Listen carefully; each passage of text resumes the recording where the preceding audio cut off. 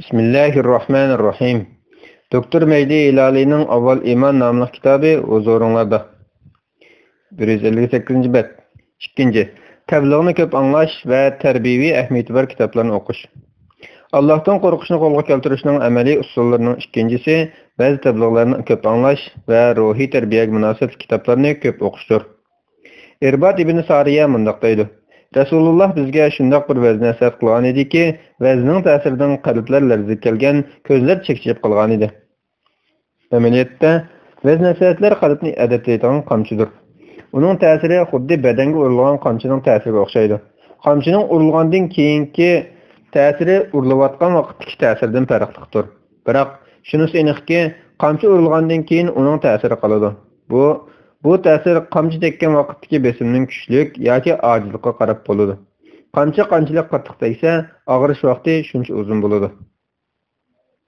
Salaf solihlar navoda zikr so'rinidan chiqib qolsa, xotirjamlik va tamkinlikmi ular bilan birga chiqadi.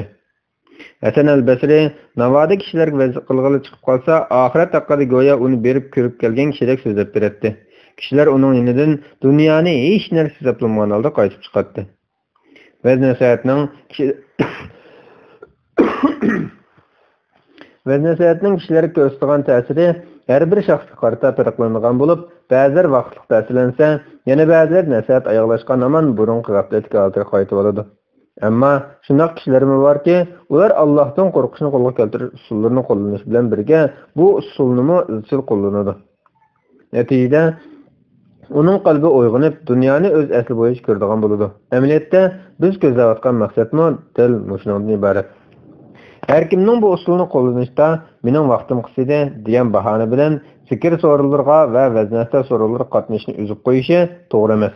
Chunki buni ovozliq yoki surat kitoblarga o'xshash har xil vositalar orqali hal qilib ketgan bo'ladigan ishlardir. Shuningdek, buni yana qalbni urg'utadigan ruhiy tarbiyaga oid kitoblarni o'qish orqali hal qilib ketgan bo'ladi. İmam Qurtubiyning Oxirat tazkirasi, İmam Maris ibn al-Muhasibiyning Haqiqatni bayqash, İmam ibn Qayyimning Dardlar davosi, İmam ibn al-Jawziyning Chunqur o'ylanish va Yoshligimiz qatorliq asarlardan foydalanishga bo'ladi. 3. O'tkazgan gunohlarning soni bilan yezitmanish. Yuqorqi qismlar ishga kirishilgandan keyin bu bo'lakni ishga kirishtirishda astoydil bo'lish talab qilinadi. Chunki nafs uchun faqat uningga oxiratni eslatib turadigan muhit hozirlagandala, ondan uni yumishtish, bo'yagdirish va uningga o'tkazgan gunohlarni e'tirof qildirish mumkin. Banda o'tkazgan gunohlarning sonini elish kerak bo'lgan soatlar intayin ko'p bo'lib, uning butun soatlar haqida o'ylanishi, gunohlarning sonini elishi va uni daftardan biriga xotirlab qo'yishi, uni doim ko'zidan nari qilmaslikka to'liq muhimdir. Salih kishilardan biri mundaq deydi: "Qachon to'g'ri yo'ldan qaytib ketaman desang, gunohlaringni qarab chiqqin. U sana yo'lingni ko'rsatib qo'ydi." Shuning uchun gunohlar yozilgan daftarni varaqlab turgan vaqtda nafs erib bo'y egishga boshlaydi va kishini gunohlariga chin qalbidan tavba qilishga tuyg'uga ega qiladi. Gunoh soatlari tavandikchi bo'ladi. 1. Jismoniy a'zolar o'tkazgan gunoh ma'siyatlar. Bular tilning g'aybat shikoyat, yolg'onchilik, boshqalarni zonglik qilishda gunohlarini, ko'zning Alloh harom bo'lgan narsalarga qarashda gunoh ma'siyatlarini va ikki quloq, ikki qo'l, ikki put, avrat qatorliq joylarning o'tkazgan gunoh ma'siyatlarini o'z ichiga oladi. 2. Qalb o'tkazgan gunoh ma'siyatlar. Bular boshqalarga takabburlik qilish, hasad qilish, zulm qilish, masxara qilib kulish, o'z-o'zidan faxrlanish, haqavurlik, menmenlik, mag'rurlik, munofiqlik va riyokorlik qatorliqlarni o'z ichiga oladi. 3. Haq-huquqlarga rioya qilishda ketkizib qo'ygan taraflar. Bular ota-onaning, ayol va bola-chaqalarining va urug' tuqqanlarning haq-huquqlariga sal qarash, shundaqli yaxshilikqa buyurib yomonlikdan to'sish majburiyatini o'rindash, Allohning diniga da'vat qilish, dunyoning har qaysi joylaridagi qiyinchilikda qolgan musulmonlarga yordam qo'lini sunish qatorliq jihatlardagi haqlarga to'liq rioya qilmaslik qatorliqlarni o'z ichiga oladi. 4. Itoat ko'rsatish sal qarilgan taraflar. Bular qilgan amallarda pasiflik qilish degandek ahvollarni o'z ichiga oladi. 5. Ne'matlarga shukr qilishda ketkizib qo'yilgan taraflar.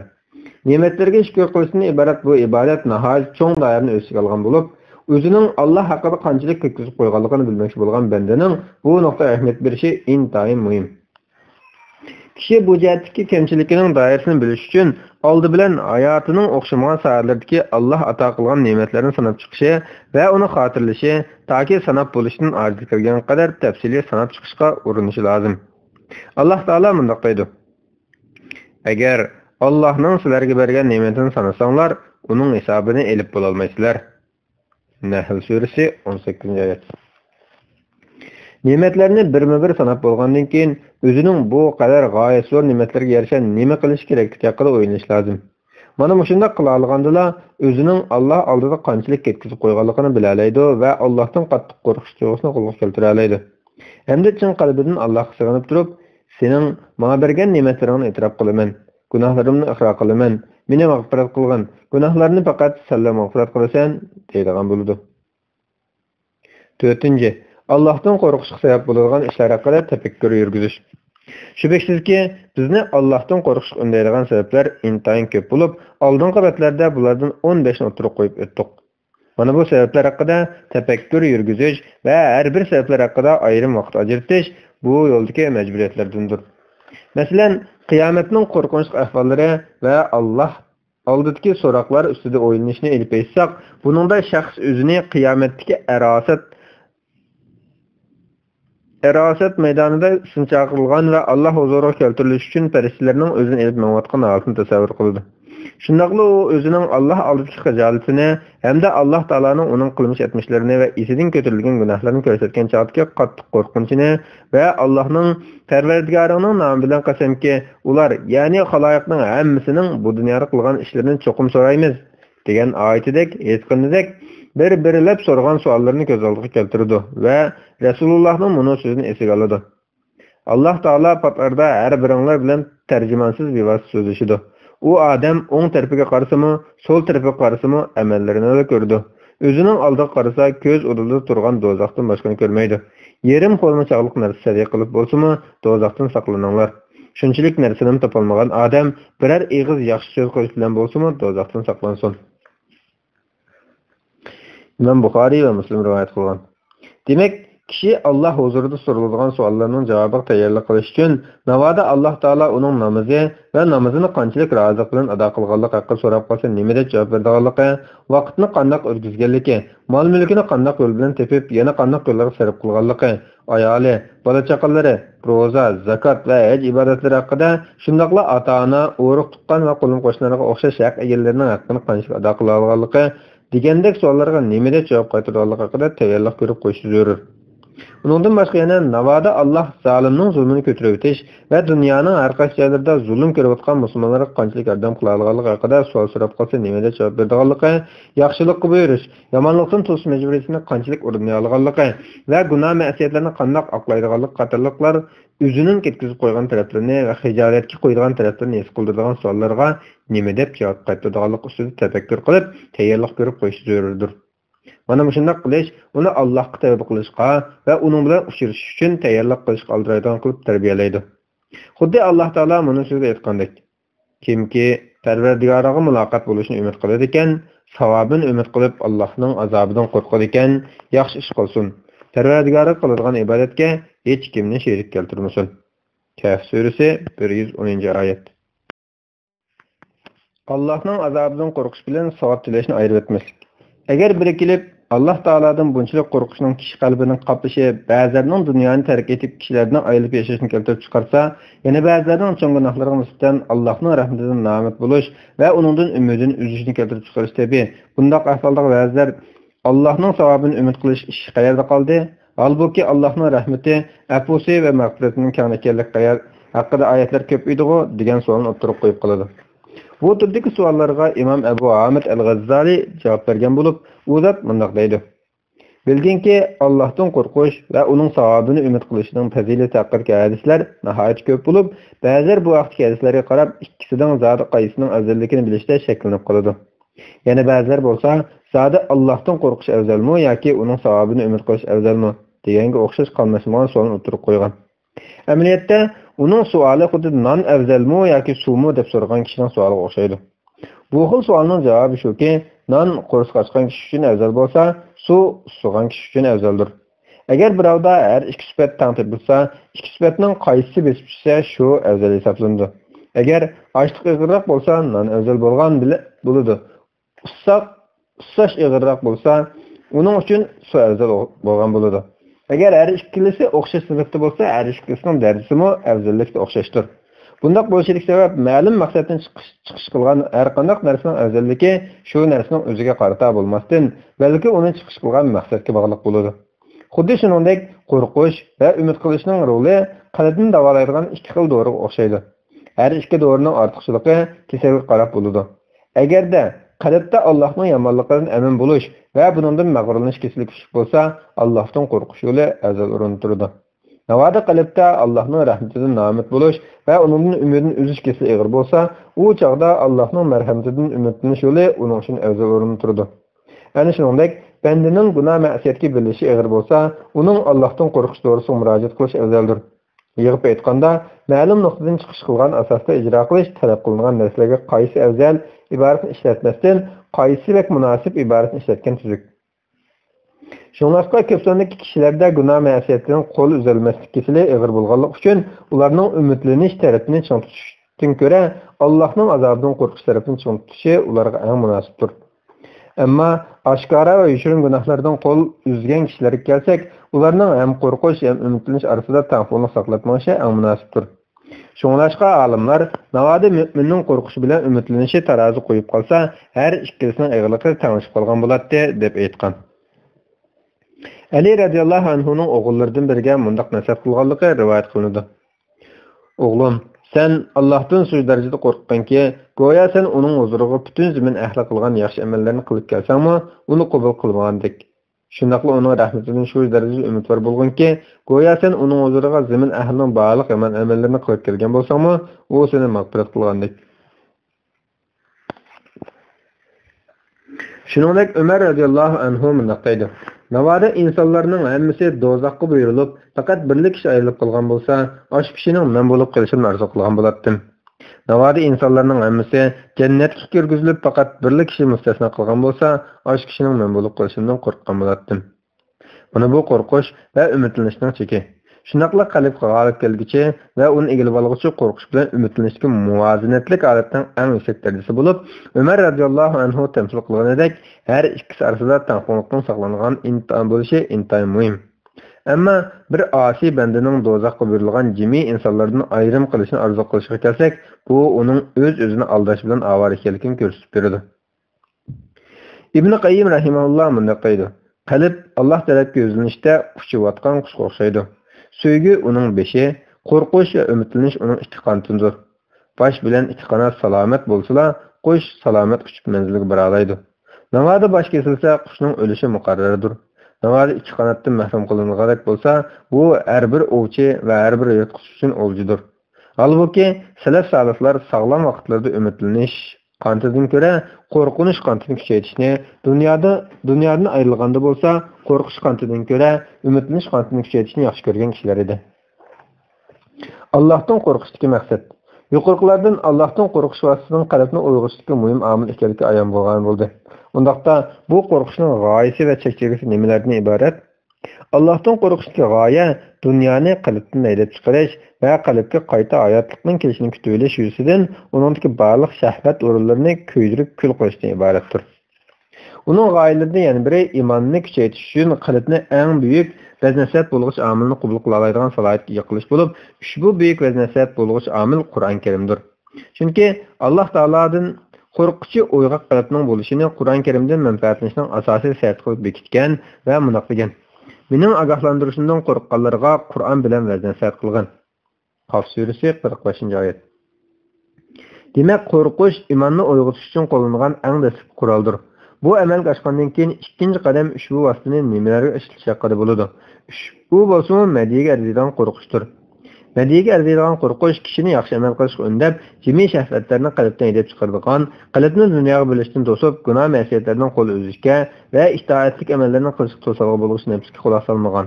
Hamda Allohning rahmatidan nomat bo'lishini keltirib chiqaruvchi, umidsizlanish darajasiga berib qolmagan asosda aldamchi dunyoni yiroq turishga chaqirib qilgan qo'rqishdan iborat. Yo'lning eng yaxshisi payg'ambar alayhissalomning yo'lidir. Haqiqatan yo'lning yaxshisi, eng ishonchliki payg'ambar alayhissalomning yo'lidir.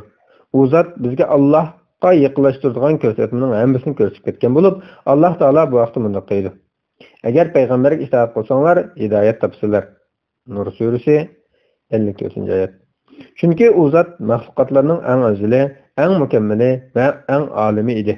Shunlashqa u zotning yo'lning eng yaxshisi, axloq fazilati bo'lsa, axloqlar ichida eng güzeli, sahabelerimi yarenler içinde en yaxşıdır.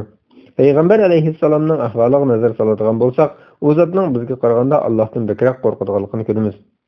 Alloh bilan qasam qilamanki, men sizlarga qaraganda Allohdan bekroq qo'rqaman va eng taqvodorman.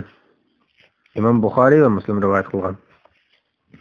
Aisha radhiyallohu anha bunday deydi: Navoda havo o'zgarib, qattiq shamol chiqib ketgandek bo'lsa, payg'ambar alayhissalomning chiroyi o'zgarib, hujursiz kirib chiqib bir yer tura olmay qoladi. Halbuki bu uning Allohning azobidan qo'rqqanligidan edi. Imom Buxoriy va Muslim rivoyat qilgan. Shuningdek, u zot kechining 3dan 1 bo'lganda o'rnidan turib bunday deydi: Ey insonlar, Alloh taoloni ko'payat etinglar. Birinchi sur chelinadigan vaqt kelib qoldi. Uningga ikkinchi sur agishdi. O'lim dahshat bilan keladi. Imom Tirmiziy rivoyat qilgan. Anas ibn Malik radhiyallohu anhu rivoyat qilib bunday deydi: Payg'ambar alayhissalom shundoq va so'zladiki, men bundoq vazni faqat anglab boqmagan. Rasululloh: Agar men bilgan narsani bilgan bo'lsanglar, albatta oz kulaytinglar, ko'p yig'laytinglar dedi. Shuning bilan sahobalar yuzlarini ito'lib qattiq yig'lashib ketdi. Imom Buxoriy va Muslim rivoyat qilgan. Ali radhiyallohu anhu payg'ambar alayhissalomning sahobalarining tarafini qilib bunday dedi: Men Rasulullohning shundoq sahobalarni ko'rgan edimki, kunimizda ulardek kishilarni hech uchratmadim. Ular sahar o'rinlaridan sochlari cho'g'ilgan, yuz ko'zlari topaldi, ko'zlari da'ayni ta'ziya egilarining ko'zlaridek bo'lib tong otqizatdi. Chunki ular kishilarini Allohning kitobini tilovat qilgan holda sajda qilib va qiyontib o'tkazatdi. Navoat tong otqizak bo'lsa, go'yo shamolliq kuni daraxt to'xtamay qimirlaganidek to'xtamay zikr qilib chiqatdi va hatto kiyimlari o'l bo'lib ketkicha yig'lab chiqatdi. Allohga qasamki, men shu tab g'aflat qilgan shundoq bir qavmni ko'rmoqdamanki, navoati biri kulib qolsa-mu, teliqqanidan uni Ibn Muljim urgandek urmoqcha kulkisini to'xtamay ekan. Sahabelarning qalbida har doim bu qadar qattiq qo'rqinch bo'lsa qaramay, Allohning rahmatiga bo'lgan umidimi shu qadar kuchli edi. Ular Alloh taolaning: "Ey Muhammad sallallohu alayhi vasallam, mening mu'min bandalarimga xabar qilganki, men to'liq mag'firat qiluvchiman, nihoyat rahim qiluvchiman. Mening azobim haqiqatan qattiqdir." Hijr surasi 49-50-oyat. degan so'zini o'ziga amroq qilib yashagan kishilar bo'lib, xuddi Alloh taolo ulardan ilgirkilarni ular yaxshi ishlarni qilishga qoldiraydi. Rahmatimizni umid qilib, azobimizdan qo'rqib bizga duo qiladi. Bizga kamtarlik bilan ibodat qiladi deb sifatlaganidek Anbiyo surasi 90-oyat. Ularning qalblari har vaqt Allohdan qo'rqish va uning rahmatidan umidlanish orasida yo'tkilib turadi. Yuqorqilarga Yahya ibn Muaz aytgan buni ahvollarini misol qilish mumkin. Ey Rabbim, sen u qadar karamli zot tursang, qandoqmi sendan qo'rqay? Ey Rabbim, sen hammadan g'olib zot tursang, rahmatimdan qandoqmi umidlanmay turay? Men shu tab meni sendan uzib qo'ygish qo'rqish bilan sana ulashtiruvchi umid orasida yurmoqdaman. Qo'rqqanimda o'lay desam, umidim yo'l qo'ymaydi. Xushal-xuram hayot kechiray desam, qo'rqishim meni qo'yib bermaydi. Ular mana shundoq dahshatli qo'rqinch va tashvishli umid ichida umid orasida bo'lganiga qaramay, hayotini tabiiy shaklda yashagan bo'lib, o'zi bilan mashg'ul bo'lish bahonasi bilan kishilardan ayrilib olmagan va dunyoni tashlab qo'ymagan edi. Balki ularmi o'yinib to'y qaygan, balaliq bo'lgan va zaminni obod qilgan edi. Ular orasidan tijoratchilar, olimlar, sanoat ustalari chiqqan edi. Qandoqmi undaq bo'lmasin? Halbuki bizga hamma ishda ulgu bo'lguchi va taqvodorlarning yo'lboshchisi bo'lgan Muhammad alayhissalom ularni ishinglarda tangpunliqni saqlashga, o'ttiral bo'lishga va har narsaga o'ziga loyiq haqqini berishga buyurgan tursa, payg'ambar alayhissalom bundoq degan: Haqiqatan bandining badaningning senda haqqi bor, ko'zingning senda haqqi bor, ayolingning senda haqqi bor va seni yo'qlab kelgishingning senda haqqi bor. Imom Buxoriy rivoyat qilgan. Shunlashqa eng yaxshi avlod bo'lgan bu zotlardan Allohga ibodat qilishni uzib qo'ygan, dunyolikni obod qilish bilan mashg'ul bo'lishni tark etganlar to'g'risida hech bir xabar yetib kelmagan. Ular o'z oralarida tushunchani to'g'ri bilish va oldi bilan qilishga tegishli ishlarning tartibini bilish qatorliq taraflarda ehtiyoji bo'lganlar darhol bildiganlardan nasihat va ko'rsatmalarni elish qoldiraydi. Abdullah ibn Mas'ud radhiyallohu anhuni elib aytsak, uningga bir bo'lik kishilarning Kufa shahridan chiqib ketganligi va yaqin bir joyda ibodat qilish uchun makon tutganligi xabar etgan edi. U zot ularning yanına borganida hammasi uning kelganligidan xursand bo'lib ketgan edi. Shuning bilan u sizlarni bunday qilishga nima majbur qildi deb so'radi. Ular biz kishilar to'pidan ibodat qilamiz deb ayrilib chiqdik dedi. Shuning bilan Abdullah ibn Mas'ud radhiyallohu anhu dediki, agar kishilarning hammasi sizlardek bo'lib ketsa, kim dushmanga qarshi urush qiladi? Sizlar qaytib ketmaguncha men hargiz bu yerdan ayrilmayman. Hasan al-Basri radhiyallohu anhu yaranlardan bir qancha kishini noma'lum bir kishining oilasiga ravo qilib qo'yishga avatgan bo'lib, u zot ularga Sabit al-Bannonning yeniga berib, unimi o'zinglar bilan birga elinglar deb topildi. Ular Sabitning yeniga borganda u men hozir etkab turyapman dedi. Shuning bilan ular Hasan al-Basrining o'ziga qaytib berib, ahvol deganida Hasan al-Basri ularga berib uningga "Ey ko'zi ko'r, ajiba sen musulmon qirinishingning oilasidan chiqib qo'yishning orqa-orqadan hech qilgandimi o'zal ekanligin bilmaysan" deb qo'yinglar dedi. Shuning bilan ular qaytib berib, Sabit qo'y gaplarni yetkazdi. U etkabni tashlab ular bilan birga yo'q chiqdi. Abdullah ibn Umar radhiyallohu anhudan sahabalarmi o'zaro kulishamdi deb so'raganda u zot shundoq, ammo ularning qalbida tog'dek iymon bor edi degan edi. Sahabalar orasida shunday kishilar bor ediki, ular Allohni zikr qilishni, uni ulug'lashni, uning savobini, jazosini har vaqt qalbida yod etib turardi. Ular dunyolik maishatlarda halol yo'l bilan topganlaridan va o'zlari ishlab topganlaridan yeydi. Hamda ilm o'rgatish, jihad qilish va yaxshilikqa buyurib, yomonlikdan to'sish qatorliq kishilarga manfaat elib keladigan, o'z-o'zini ibodat etilgan ishlarda kishilarga aralashib yashaydi. Ana shular payg'ambarlarning varislari edi. Ali radhiyallohu anhu ular haqida ular tanlarini dunyoga ayirib berib, ruhlarini samoviy olamga tashtirgan kishilar edi degan. Qandoqmi undaq bo'lmasin, ular Rasulullohning o'quvchilari tursa, haqiqatan payg'ambar alayhissalomni Allohning zikr qilgan chog'da boshqacha bo'lib ketadi. O'ziga qaytgandan keyin kishilar bilan aralashadi va ularning haqlarini ado qiladi. Jabir radhiyallohu anhu bunday deydi. Payg'ambar alayhissalom navoda xutba so'zlasa, ko'zlari qizarib, ovozi yuqori ko'tarilib ketadi va g'azabi o'rlab kuchayib ketadi. Xuddi qo'shin sizlarga atigan saharda yoki kechki hujum qilib keladi deb qo'shinni ogohlantirgandek ogohlantiradi. Imom Muslim rivoyat qilgan. Aisha radhiyallohu anhadan payg'ambar alayhissalom ayollari bilan yolg'iz qolganda qandoq edi deb so'ralganida Aisha radhiyallohu anha payg'ambar alayhissalom sizlarning biringlarga o'xshash edi, biroq axloqi eng go'zal, xushxuy va tabassum qilibla turadigan edi deb javob berdi. Mana bu tabiatdagi kishilar payg'ambar alayhissalomning o'zbasarlari bo'lib, ular insonlarga badallar bilan muomala qilsa, Allohga qalblari bilan muomala qilgan. Bismillah, alhamdulillah, vassalatu vassalamu ala rasulillah, amma ba'd. Assalomu alaykum va rahmatullohi va barakatuh. Doktor Mehdi Ilali'nin Avval İman namlı kitabı huzurunlarda. 1. bölüm 2. bab. Kur'an'ı tefekkür bilen okuş. Kur'an imanı küçeyişki en yaxşı vasıta. Allah Teala mındaq deydi. Fakat Allah yad etilse, dillarda korkunç payda buladigan, Allah'ның ayetleri tilavet kılınsa, imanı küçeydigan, Perverdigar'a tevekkül kıladigan kişilerle kamil müminlerdir. Enfal suresi 2. ayet. Kur'an kalp kisellerge en yaxşı doğrudur. Ey insanlar, sizlerge Perverdigar'ın tarafından nasihat bulgan, dillardaki dertke, yani şek ve nazarlık şifa bulgan, müminlerge hidayet ve rahmet bulgan Kur'an geldi. Yunus suresi 57. ayet. Kur'an Allah Teala tarafından verilgen nasihattir. Acaba dünyada kalplerge ve konularga Allah'ның nasihatidimi bekerek tesir kıldıgan narsa varmı? Şübhesiz ki edebi ve tesir cihetten insanların fen nasihatlarımı nasihat dep atalgan bilen ularning Kur'an'daki nasihatlarga yakın seviyede yoki o'xshash seviyede bo'lishi mumkin emas.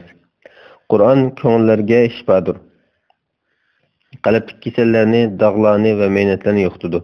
Nur bilan uni davolaydi. Kur'an Allah'ның insanlarni yaratgandagi mo'minligini insonlarning qalbida shakllantirish uchun harakat qiladi.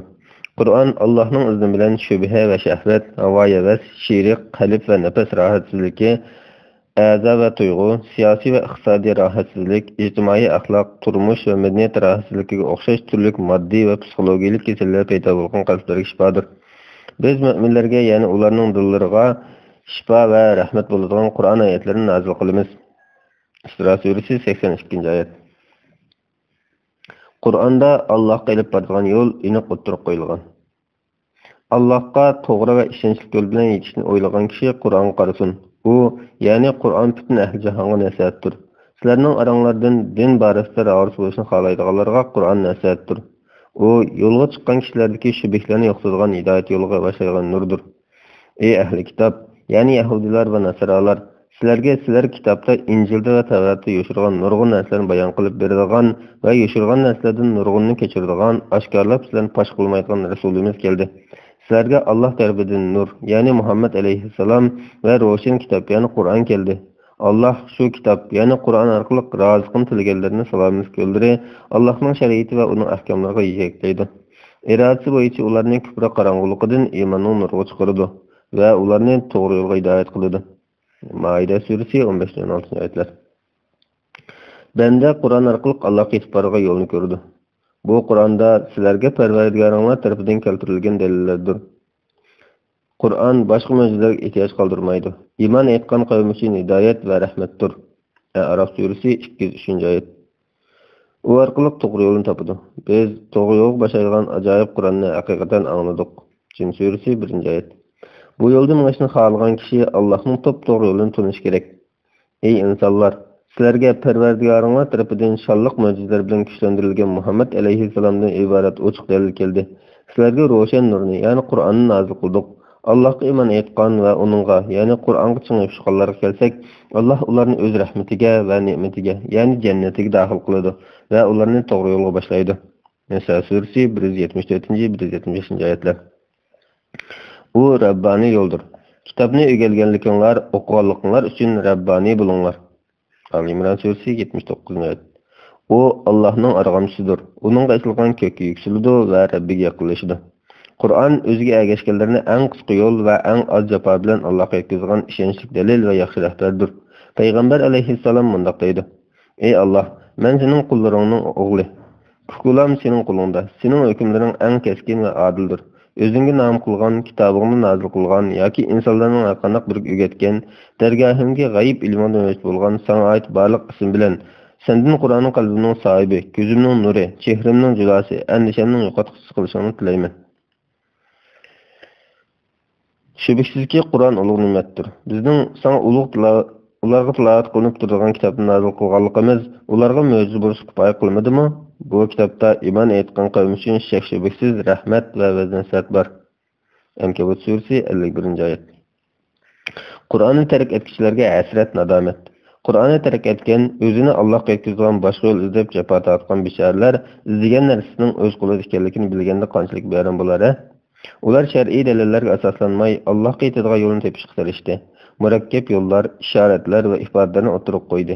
Allohga yetkazgan yo'lning Qur'onda chingqi tushdiki parlaq qo'yishlik oshkor ekanligini unutdi. Aramizdan ba'zilar Allohga yaqinlashish yo'lida ularning ta'siriga uchirdi va keyin qarab mangdi. O'zlariga bir yo'l shakllantirdi va uningda ching turdi. Uzoq vaqtdan keyin putuq qarg'anida ilgirki turgan yerda shu pit qolganligini ozroq ilgilanganligini bildi. Ibn Qayyim bu holatni mundaq ifodalagan: Oldi bilan qalbingni dunyodan oxiratga yetkazishing kerak. Ondan Qur'onning ma'nosini qabul qilishing, bayqishing, tushunishing va nima uchun nozil qilinganligini tafakkur qilishing, Qur'ondagi har bir oyatdan nasibaning elishing va bu orqali qalb kasalligini davolashing kerak. Bu ulug' Allohga yetkazgan qisqa, yaqin, ishonchlik va oson yo'ldir. Bu yo'lda mangan kishiga qo'rqinch, ziyon, ochlik va ussizlik yo'q. Bu yo'lda boshqa yo'llardagiga o'xshash ofatmi yo'q. Bu yo'lda yo'lovchilarni qo'daydigan va himoya qilgan Allohning qaravullari va qo'dg'uvchilari bor. İnsanlarning yo'llarini, uning xatoliklarini, ofatlarini, qaroqchilarini bilmagan odam bu yo'lning qadrini bilmaydi. Abbab ibn Arab aytadiki, Qurbonning aytishicha Allohga yaqinlash, shubhasizki Allohga Qur'onda boshqa narsalar yaqinlasha olmaysan. Qur'on jonliq qalblarga ayron qilariq ta'sir qiladi. Biz mu'minlarga, ya'ni ularning dillariga shifo va rahmat bo'ladigan Qur'on oyatlarini nozil qilamiz. Qur'on kafirlarga ziyondan boshqa ziyorat qilmaydi. Ya'ni ular Qur'onni tasdiq qilmaganlikdan ularning kufri texim oshadi. Isro surasi 82-oyat. Qur'onning qalblarida nimalarni shakllantirganligi sahobalar nihoyat yaxshi misol bo'la oladi. Har kim sahobalarning qalbida paydo bo'lgan cho'ng o'zgarish va bu o'zgarishning ularning hayotiga ta'sir ko'rsatishining sababi ularning payg'ambar alayhissalomdan birga yashaganligidir deyish mumkin. Sayyid Qutb yuqorqi qarashga radiya berib mundaq deydi: Agar payg'ambar alayhissalomning hayot bo'lishi, bu da'vatning ro'yobga chiqishi va meyil berishning zo'ri sharti bo'lsa, Alloh uni barliq insonlarga qaratmagan bo'ladi. Bu payg'ambarlikni eng oxirgi payg'ambarlik qilmagan bo'ladi. Qiyomat kunigacha barliq insonlarning ishlarini bu da'vatga qarashli qilib qo'ymagan bo'ladi. Lekin bu Qur'onni qo'llashni Alloh ustiga oldi va bu da'vatning payg'ambar alayhissalomdan keyin mavjud bo'lib turganligi va natija berish mumkinligini bildirdi. Alloh taolo payg'ambar alayhissalomni payg'ambar qilinib 23 yildan keyin o'z dargohiga ilib ketgan bo'lsa-mu, ammo bu dinni ta qiyomatgacha qoldirdi. Tunji avlodlar suv ichgan buloq Qur'on kalimidir. Payg'ambar alayhissalomning hadislari va sunnatlari mazkur buloqning ko'rsatmalari edi. Aisha radhiyallohu anhadan payg'ambar alayhissalomning axloqi to'g'risida so'ralganda, u uning axloqi Qur'on edi deb javob bergan. Sahabelarning Qur'on bilan bo'lgan munosabati haqida mundaq deyiladi. Dastlabki mezgildagi ulgulik nasllar Qur'onni madaniyatini kengaytirish, hushurga erishish, qoyil bo'lish qatorliq maqsadlarda o'qimaydi. Ularning hech qaysisi Qur'onni bilimni kengaytirish yoki o'zining fiqh hukmlariga asos tepish uchun o'qimaydi. Ular Qur'onni faqat Allohning amrini bilish uchun o'qiydi. Allohning o'zi yashayotgan jamiyat, hayot haqidagi amrini bilish uchun o'qiydi. Ular go'yo urushda buyruqni anglamas darhol ijro qilish uchun mangan askarlarga o'xshash Qur'ondagi amrlarni darhol ijro qilish uchun o'qiydi. Ularning hech qaysisi butun zihnini ma'lum bir narsaga qarta olmaydi. Chunki ular uni qanchalik mulohaza qilsa, vazifasi va yukini shunchalik ig'irlaydiganligini biladi. Ibn Mas'ud rivoyat qilgan hadisda aytilganidek, 10 oyat bilan kifoyalanadi. Ularni yodlaydi va ularga amal qiladi. Mana bu xil ijro qilish uchun amr elish bu ularga Qur'ondagi barliq va bilim ufuqini ochib beradi. Agar ular Qur'onga tadqiqot, bilim va analiz qilish maqsadida qilishgan bo'lsa-da, ularning ko'z oldida hech nima shakllanmagan, shuningdek bilan ularning amal qilish osonlashgan, majburiyatlari yeniklagan bo'ladi. Ammo Qur'on ularning mohiyatiga ta'sir qildi. Ularning ichki va sirtqi dunyosini ma'lum prinsipga bog'ladi. Ularga nisbatan Qur'on zihnlariga siqilib, batlarning ostida bo'g'ilib qolgan bir manba bo'lmasdan, balki harakatlik madaniyat bo'lib, hayotning yo'nalishini o'zgartirgan hodisalarni shakllantirdi. Shubhasizki, Qur'on o'ziga mushundoq ruh bilan va amal qilishni shakllangan ilmiy ruh bilan yuzlangan kishilarga xazina chiqini berdi. Qur'on estetik o'quvchilar nozil qilingan kitob emas. Qur'on adabiyot, san'at, tarix va hikoya. Garchi bular Qur'on aks etgan bo'lsa-mu, kitobim emas. Qur'on ilohiy va pokiz usul ustida hayot usulini bildirish uchun nozil qilingan. Bismillahirrohmanirrohim. Doktor Mehdi Ilalining Avval iman nomli kitobi huzuringlarda. 176-bet. Qur'ondan foydalanishning shartlari. Qur'on mo'jizalarni maydonga chiqarib, qalblarni jonlantirgan ekan, undaqda nimishqa bizning qalblarimizda bunday o'zgarishlar bo'lmaydi? Qur'onni sahobalarga o'xshash maqsad o'qimaganda, Qur'on bizning qalbimizga, ularning qalbiga ko'rsatgandek ta'sir ko'rsatilmaydi. Qur'onga tadqiq qilish va ko'ngilni xushal qilish uchun emas, balki Allohning amallarini bilish va uni ijro qilish uchun yiqilish kerak. Qur'onni Allohning bizning qanday bo'lishini talab qilganligini bilish uchun o'qish kerak. Bu yo'lda Qur'onni tadqiq qilish va ko'ngilni xushal qilish uchun o'qigan kishilar izlagan Qur'ondagi adabiy aloyidlik, ajoyib hikoyalar, qiyomat tasvirlari, vijdoniy logika degandek narsalar bilan uchrashamiz. Ammo bular bizning asosiy maqsadimiz emas. Chunki bizning asl maqsadimiz Qur'onning bizdan nimalarni talab qilganligini bilish va o'ylanish talab qilingan nuqtalar ustida fikr qilish. Allohning qaysi shaklda tunish va amaliy hayot yashash usulimiz va axloqimizning qanday bo'lishi kerakligini o'rganish uchundir. Lekin bizning Qur'on Karim bilan yuqoridek bog'lanishimiz uchun asosiy shart hozirlangan bo'lishi kerak. U qalbni ilohiy qo'rqinchdan qoplashidir. Alloh taolo bunday deydi: Tahdidimizdan qo'rqqanlarga Qur'on bilan nasihat qilgin. Qaf surasi 45-oyat. Bu ma'noda kelgan nurg'un oyatlar bor. Baqara surasining 5-oyatlarda bu shart ochiq o'tirib qo'yilgan. Bu kitobda, ya'ni Qur'onda hech shak yo'q. U taqvodorlarga yetakchidir. Taha, ya'ni ey Muhammad sallallohu alayhi vasallam, Qur'onni sana seni jafoga silish uchun emas, faqat Allohdan qo'rqadiganlarga va'z-nasihat qilish uchun nozil qildik. Taha surasi 1-2-oyatlar. Mana bu qo'limizdagi Qur'ondir. Muhimi uning bilan munosabat o'rnatgan va uning o'zlangan qalblardir. U iymon keltirganlarga hidoyatdir va dillardagi shak-shubaga shifodir. Iymon etmaganlarning quloqlari Qur'onni anglashdan ig'irdir. Ya'ni Qur'onni da'vatiga quloq solmaganlarning va uningdan yuz o'rganlarning go'yo quloqlari ig'irdir. Qur'on ularning dillariga ko'rlikdir. Ya'ni ular hidoyat nurini ko'rmaydi. Ya'ni shular yiroqdan nido qilinuvchilardir. Ya'ni ular haqni qabul qilmaslikda iymonga yiroqdan chaqirilgan, musofining yiroqligidan chaqiriqni anglamagan kishilarga o'xshaydi. Yasin surasi 69-70-oyatlar. Qur'on o'qishda qilingan maqsadning amalga oshishi uchun uningga yuzlangan qalb hayot bo'lishi kerak. Uningga, ya'ni payg'ambarga biz she'r ta'lim bermadik. Uningga she'r munosib emas. U faqat sheriklarni ogohlantirish, kofirlarga azobning tegishli ekanligini bildirish uchun nozil bo'lgan vaznasatdir va ro'shan Qur'ondir. Shunga deymizki, Qur'on eng ulug' nasihat va buyuk ogohlantiruvchidir. Kim uchun? Alloh taolo bunday deydi.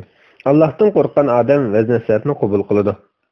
Oxirat azobidan qo'rqqan odam bu qissadan albatta ibrat oladi.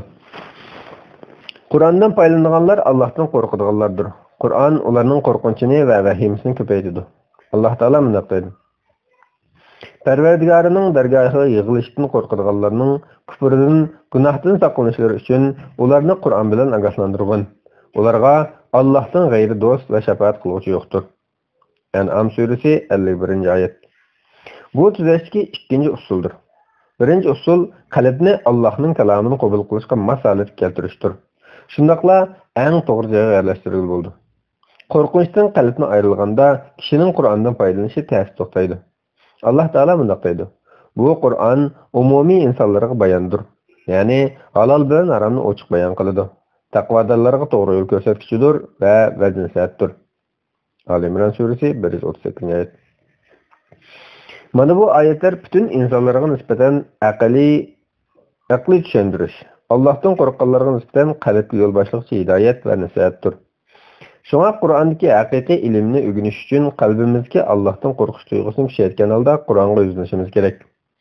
Ba'zilar kishilar siz degan shartlarni amalga oshirmay turib Qur'on o'qiydi. Shuning bilan birga oyatlarning to'liq ma'nolari kallasiga keladi deb e'tiroz bildirishi mumkin. Shubhasizki, ma'lum muddat Qur'onning ta'siriga uchrash ayrim ish, uning amal qilmoq ayrim ish. Qur'onni o'qishdagi maqsad uning amal qilishdir. Oyatdan chiqarilgan ma'nolarning amalga aylanishi uchun Qur'on bilan munosabat qilgan qalb uningga amal qilish kerakligini his qilish kerak. Allohdan qo'rquvchilar intayin sezgur, tuyg'uchan bo'ladi. Bular o'ziga xotirjamlik his qildiradigan har qanday nasihatlarga quloq soladi. Ammo o'zini xotirjam qiladigan, ya'ni Allohdan qo'rqmaydigan odam yo'qurqining aksichi bo'ladi. Misol olaylik, bir o'quvchining mavsum beshidagi va oxirgi tuyg'usi qanday bo'ladi? Mavsum beshida mavsumning oxirgi imtihonini o'ylaydi. Ammo imtihon uzun vaqt bo'lg'achqa o'zini bexatar his qiladi. U o'quvchi ehtiyoj his qilmoqlik uchun ko'pincha dars takrorlashga vaqt chiqara olmaydi. Atrofdagi nasihat va yetaklashlarga parvo qilmaydi. Imtihon kunlari yaqinlashganda o'talmay qilish qo'rqinchi va diqqati kuchaydi. Dars takrorlash vaqtini uzartadi. Har qanday insonning yetaklashlari va qilgan nasihatlarga ahamiyat beradi. Bularning hammasi imtihon qo'rqinchining eshi tufaylidan bo'ladi. U mavsum beshida atrofdagilarning ba'zi nasihatlarini anglagan bo'lsa-mu, uningda andisha va qo'rqinch oz bo'lganligi uchun u nasihatlar uni dars takrorlashga harakatlantirilmagan.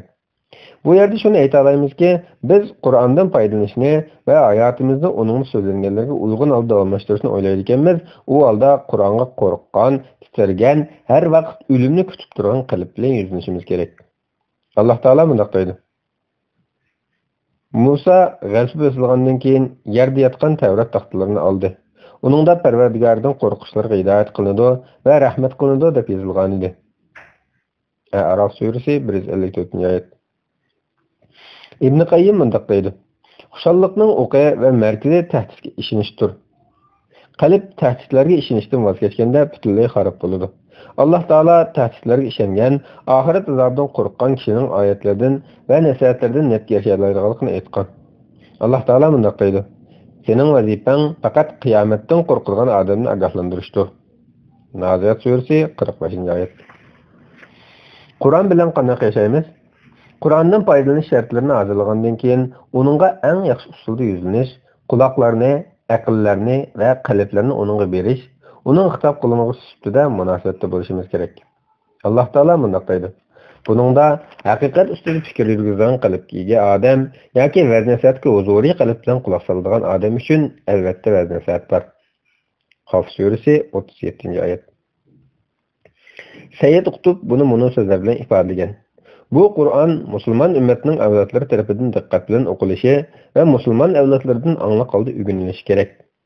Bu Qur'on go'yo bugungi kunimizdagi masalalarni hal qilish va kelgusi yo'limizni yo'ritish uchun bugun nozil bo'lgan jonliq yetakchi sifatida qabul qilinishi va tafakkur qilinishi kerak. Qur'on faqat qafiylik, go'zal so'zlar yoki qayta kelmaydigan haqiqatlar xotirlangan daftar ustida tushunmasligi kerak. Agar biz Qur'onni bugungi atiki hayotimizning yuzlanishini bilish uchun o'qimaydi ekanmiz, u holda uningdan qat'iy foydalana olmaymiz. Dastlabki musulmonlar Qur'onni hayotini qanday yuzlantirishni o'rganish uchun o'qiydi. Qur'onni faqat mushkil ongda o'qigandilar, ondan uningdan izlaganlarimizni topa olamiz. Xiyolimizga kelmagan hayron qolarlik narsalarga erishimiz. Uningdagi so'zlarning, jumlalarning va yetakchilarning jonliq, tumur so'qiyotgan, harakat qilayotgan, yo'limizning murakkab bosqichlarini ishorat qilayotgan barliq ekanligini ko'ra olamiz. Biz Qur'onni faqat ibodat qilish uchun ahanga silib o'qiladigan bir kitob degan qarashda o'qiydigan yoki anglaydiganlar bo'lsak, uning kundalik hayotimiz bilan hech qanday real munosabati yo'q deb qarab qolsak, aniqki qalblarimiz bilan Qur'on orasida qalin bir parda shakllanib qoladi. U so'zini davom qilib bunday deydi. Shubhasizki, Qur'on olamga o'xshash bir oyatdir. Olam Allohning ko'riladigan kitobi. Qur'on bo'lsa Allohning o'qiladigan kitobidir. Her ikkilisi tangdassiz yaratquchini ishora qiladi va isbotlaydi. Olam harakat qilish orqali Alloh tarafidan yuklangan vazifasini ado qiladi. Shuningdek, quyosh, oy, yulduz va boshqa planetlarmi o'z vazifalarini ado qiladi. Vaqtning uzilishi uning vazifasini ado qilishga to'salg'i bo'lmaydi. Qur'onmi insoniyat uchun vazifasini ado qiladi va qilmoqda. İnsanlarning tabiati va mohiyati o'xshashdir. Allohning xitobi bo'lgan Qur'on insonga xitob qiladi. İnsan boshqa bir maqsadga o'zgarmaganligi uchun xitobni o'zgarmaydi. Atrofdagi sharoit va hadislarning qanchalik o'zgarishidan qat'iy nazar, Qur'on yanada o'zgarmaydigan tabiat va mohiyatga ega insonga xitob qiladi. Qur'on Allohning eng oxirgi xitobi bo'lganligi va har qanday o'zgarishlarning ta'siriga uchramay, muqim harakat qilgan olamga o'xshaganligi uchun insonlarning bugungi va kelajakdagi hayotiga yetakchilik qila oladi. Chunki Qur'on buning uchun hozirlangan.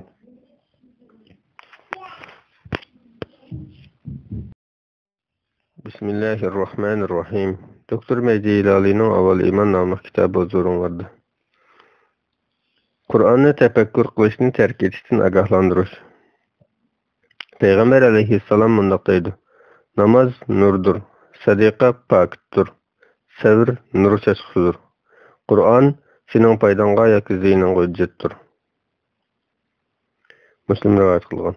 İbn Mesud'un rivayet kılışça Peygamber aleyhisselam bundaktaydı. Kıyamet günü Kur'an kelip, özünü okuganlara şefaat kıldı ve ularını cennet kelip barıdı. Yoki ziyinga guvohlik berdi ve do'zax kelip barıdı. Ebu Musa el-Ashari bundaktaydı. Şübhəsizki, bu Qur'an sizler için savab yoki günahdır. Qur'an'a maslashinglar. Qur'anni o'zinglarga maslashtirmanglar. Kimki Qur'an'a maslashayotgan, Qur'an uningga cennet bag'isini beradi. Kimki Qur'anni o'ziga maslashtirayotgan, Qur'an uning beshidan tutib do'zaxga atadi. Sahabelerden biri Qur'an yığılışıda o'ltirgan odam o'ltirgan holatda qo'pmaydi. Ya foyda erishgan holda qo'padi, ya ziyon tortgan holda qo'padi dedi ve bunu oyatni o'qidi. Biz müminlerge, ya'ni ularning dillariga shifo va rahmat bo'ladigan Qur'on oyatlarini nozil qilamiz. Qur'on kofirlarga ziyondan boshqani ziyod qilmaydi. Ya'ni ular Qur'onni tasdiq qilmaganlikdan ularning kufri texim oshidi. İsra suresi 82. ayet. Bulardan Peygamber aleyhisselamның Qur'an senin paydanga yoki ziyninga hujjatdir degan so'zini tushunib olgan bo'ladi. Oyatlardan va ma'nolardan g'afil shaklda Qur'on o'qigan odam Qur'onni o'zining ziyni uchun hujjat qilgan bo'ladi. Qur'ondagi yo'nalishni ko'rsatib bergan har bir oyatga ergashish kerak. Bunga diqqat qilmaganda qiyomat kuni oyatlar o'zini o'qib turib amaliyotga aylantirmoqlik uchun kishining ziyniga guvohlik beradi. İbn Ömer radıyallahu anhuma bundaktaydı. Qur'onning har bir harfi men Allohning amal qilishing va nasihatlarimga quloq solishing uchun avatilgan bir elchisi deydi degan. Alloh taolo bundaktaydi. Ular haqni tunish uchun Qur'onni fikr qilmamdi, balki ularning dillarida qulub bor. Shun ular tushunmaydi. Muhammed suresi 24. ayet. Peygamber aleyhisselam bundaktaydı. Ümmetim içinde çaşlarını düşürüp yürüdüğün, Kur'an okuyduğun, ama okuyan Kur'anları boğazının astığı ötmeyen kişiler var. Ular yaydan çıkan oku okşaş cinden çıkıdı. Ular ahlak ve karakter cihetten en nasır kişilerdir. İmam Ahmet Musned'de Ebu Hureyre'den rivayet kılgan. Peygamber aleyhisselam sahabelerge havarişlerini süpetlep bergende, ularning Qur'on o'qigan, lekin o'qiganlari bo'g'izining ostiga o'tganligini aytgan edi. Ya'ni, agar Qur'on ularning bo'g'izining ostiga o'tgan bo'lsa, uningdan foydalangan, o'ttir yo'lni tutgan, egri tarafga moyil bo'lmagan bo'ladi deyilgandi. Abdullah ibn Mas'ud mundaq deydi: Shubhasizki, Qur'on o'qigan, lekin o'qiganlari o'qarak cho'mkidan o'tmagan kishilar bor. Qur'on qalb yetib bargan va yerlashgandala ondan foydali bo'ldi. Hasan radhiyallohu anhu bu ularning oyatlarini tafakkur qilishlari uchun, aql egillarining vaznasat elishlari uchun biz sana nozil qilgan muborak kitobdir degan oyatni o'qigandan keyin mundaq deydi: Qur'onni tushunish, harflarini yodlash va harflarning haqqini berish bilan emas, balki uningga agish orqali amalga oshadi. Ba'zilar Qur'onning hammasini o'qidim, bir harfini chala qo'ymadim degan. Allohning nomi bilan qasamki, u Qur'onning hammasini xuratgan, uning na axloqida, na amalida Qur'onni ko'gili bo'lmaydi. Ahmad ibn al-Ibarining bunday so'ziga qarab boqayli. Men Qur'on o'qiyman, oyatma-oyat qarayman, oyatlarga hayron qolaman. Alloh taolaning kalomini o'qib turib, qandoqmi uyqu tutsin, qandoqmi dunyolik ishlar bilan mashg'ul bo'lsin. Agar o'qiganlarini tushunsa edi, uningdan lazzat olgan, uyqusining ichilishi uchun Qur'on bilan yolvorgan va rizqlaridan mamnun bo'lgan bo'ladi. Agar meni so'yganligingni aytsang, nemishqa kitobimni tark etsan, uningdagilarni tushungan bo'lsang, kitobimning ta'minini tetiy olaysan. Malik ibn Dinar mundaq deydi: Ey Qur'on ko'tarilganlar, Qur'on qalbinglarga nima tikdi? U Qur'on go'yo yomg'ir yog'diradigan bulutlarning yer yuziga baharni elib kelganidek mo'minning bahoridir. Alloh yer yuziga yomg'ir tushirdi. Buning bilan o'simliklar o'sidi. Yomg'ir tushgan yer yeshillashidi. Ey Qur'on ko'tarilganlar, Qur'on qalbinglarga nima tikdi? Bir sura yoki ikki sura yod qolganlar qani, bu so'zlarga qanchalik amal qildinglar? Ebu Ahmed G'azzali mundaq deydi: Tavratda mundaq deyilgan: Ey qulim, mendan xijil bo'lmamsan? Sen yo'lda manganda, ba'zi qarindoshlaring sana bir kitob berdi. Sen uni harf-harf o'qib, tushunish uchun o'ltirding. Hatto biror harfni chala qo'ymading. Menmi sana bu kitobni tushirdim. So'zlarimni qanday tushirganligimga qara. Uzunligi va kengligini tushunishing uchun qanchalar takrorladim. Keyin sen uningdan yuz o'rading. Acaba sana nisbatan men ba'zi qarindoshlaringdan qadrsizmi? Ey qulim, ba'zi qarindoshlaring sen uchun o'ltirdi. Ularga burul va qabul qil. Uning so'zini chin qalbingda angla. Birarsi yoki biror ish uni anglashingga to'salg'i bo'lsa, uning shukturishini ayt. Men sana so'zlayapman, ammo sen chin qalbingdan yuz o'rading. Acaba meni yaningdagi ba'zi qarindoshlaringdan qadrsiz ko'ramsan? Fikir yurgizishini tark etganlar o'zini oqlayolmaydi. Birisi men ilmimning kamchilligi va Qur'on oyatlaridan bir qator natijalarni chiqara olmaganligim uchun Qur'on to'g'risida fikr yurgizolmayman desa, yana birisi men o'qishnimi, yozishni bilmayman degan. Shunday ekan, qandoqmi Qur'onni o'rganib, uni tushuna olmayman deya olasan? Imom Qurtubi: agar biz Qur'onni biror taqqa nozil qilsak, cho'qim sen uning Allohdan qo'rqqanlikdan bosh ekkanligini, yerilib ketganligini ko'ratding. Biz bu misollarni kishilarga ular Allohning qudratini fikr qilsin deb bayon qilamiz degan oyatning tafsirida shu kishilarga qarata mundaq deydi: Aziz va ulug' Alloh Qur'onda o'ttirib qo'ygan nasihatlar to'g'risida fikr yurgizishni tashviq qiladi va fikr yurgizishni tark etishning muvofiq bahonasi yo'qligini aytadi. Chunki Alloh bu Qur'onni tog'larga tushirgan bo'lsa edi, ular buningga bo'yin ekkan, hatto qo'rqinchdan hukm talqon bo'lib ketgan bo'ladi. Ammo sizlar Qur'on qo'lida turibmi hech ish qilolmaganlar, sizlar Allohning tashrifidan ozroq qo'rqinch his qilolmaysizlar. İnsanın ahvali ve medeniyet seviyesi qanchalik bo'lishidan qat'iy nazar tog'larning ahvoliga yetmaydi. Allah shu mazmut qattiq tog'larning Qur'on o'ziga nozil bo'lgan taqdirda qo'rqinchdan hukm talqon bo'lib ketadiganligini bildirgan. Allah Qur'onni barliq insonlarga tushirgan va uni aydın bir guruhning fikr yurgizishiga xos qilmagan. Undaq bo'lmasa edi, bu ba'zan Qur'on ustida fikr yurgizmasligiga bahona bo'lgan bo'ladi. Amaliyotda aql joyida har qanday odam Qur'on orqali hayotini planlay oladi. Yaxshi yomonni ayday oladi va Qur'on ustida tafakkur yurgiza oladi. Abu Imron al-Javriy mundaq deydi: Allohning nomi bilan qasamki, Parvardigorimiz Qur'on oyatlarini bizga qaratdi. Agar uni tog'larga qaratgan bo'lsa edi, tog'lar yiqilgan va tishlangan bo'lardi. Malik ibn Dinar agar Qur'onni biz taqqa nozil qilgan bo'lsak degan oyatni o'qib mundoq dedi. Allohga qasam qilamanki, Qur'onni o'qib qalbimni titrak basmagan banda iymon keltirilmaydi. Allohga qasam qilamanki, Qur'on o'qib qalbini titrak basmagan banda iymon keltirilmaydi. Şübhəsizki Qur'on hidoyat kitobi va oyat usulidir. Alloh bu dunyoda va oxiratda bizga manfaat elib keladigan narsalarni ko'rsatish uchun uni nozil qilgan. Agar uningdan manfaatlanmasak, tilni mindilatganning nima foydasi bo'lsin?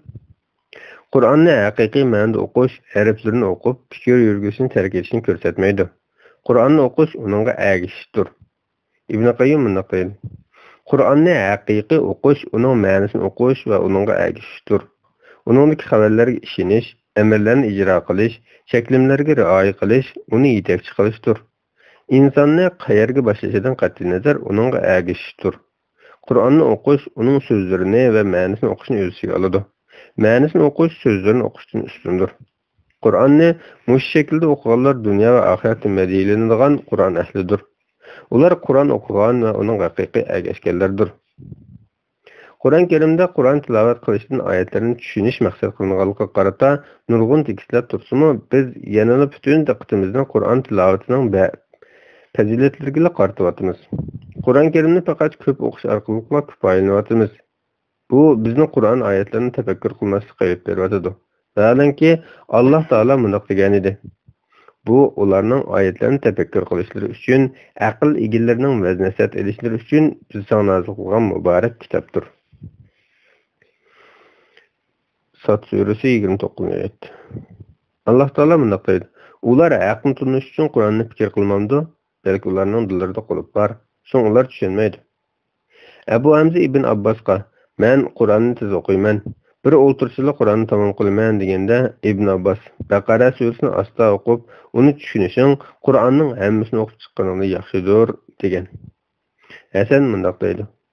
Ey odam o'g'li, o'qigan surangning oxiriga kelganda qalbing qanchalik yumshab ketar?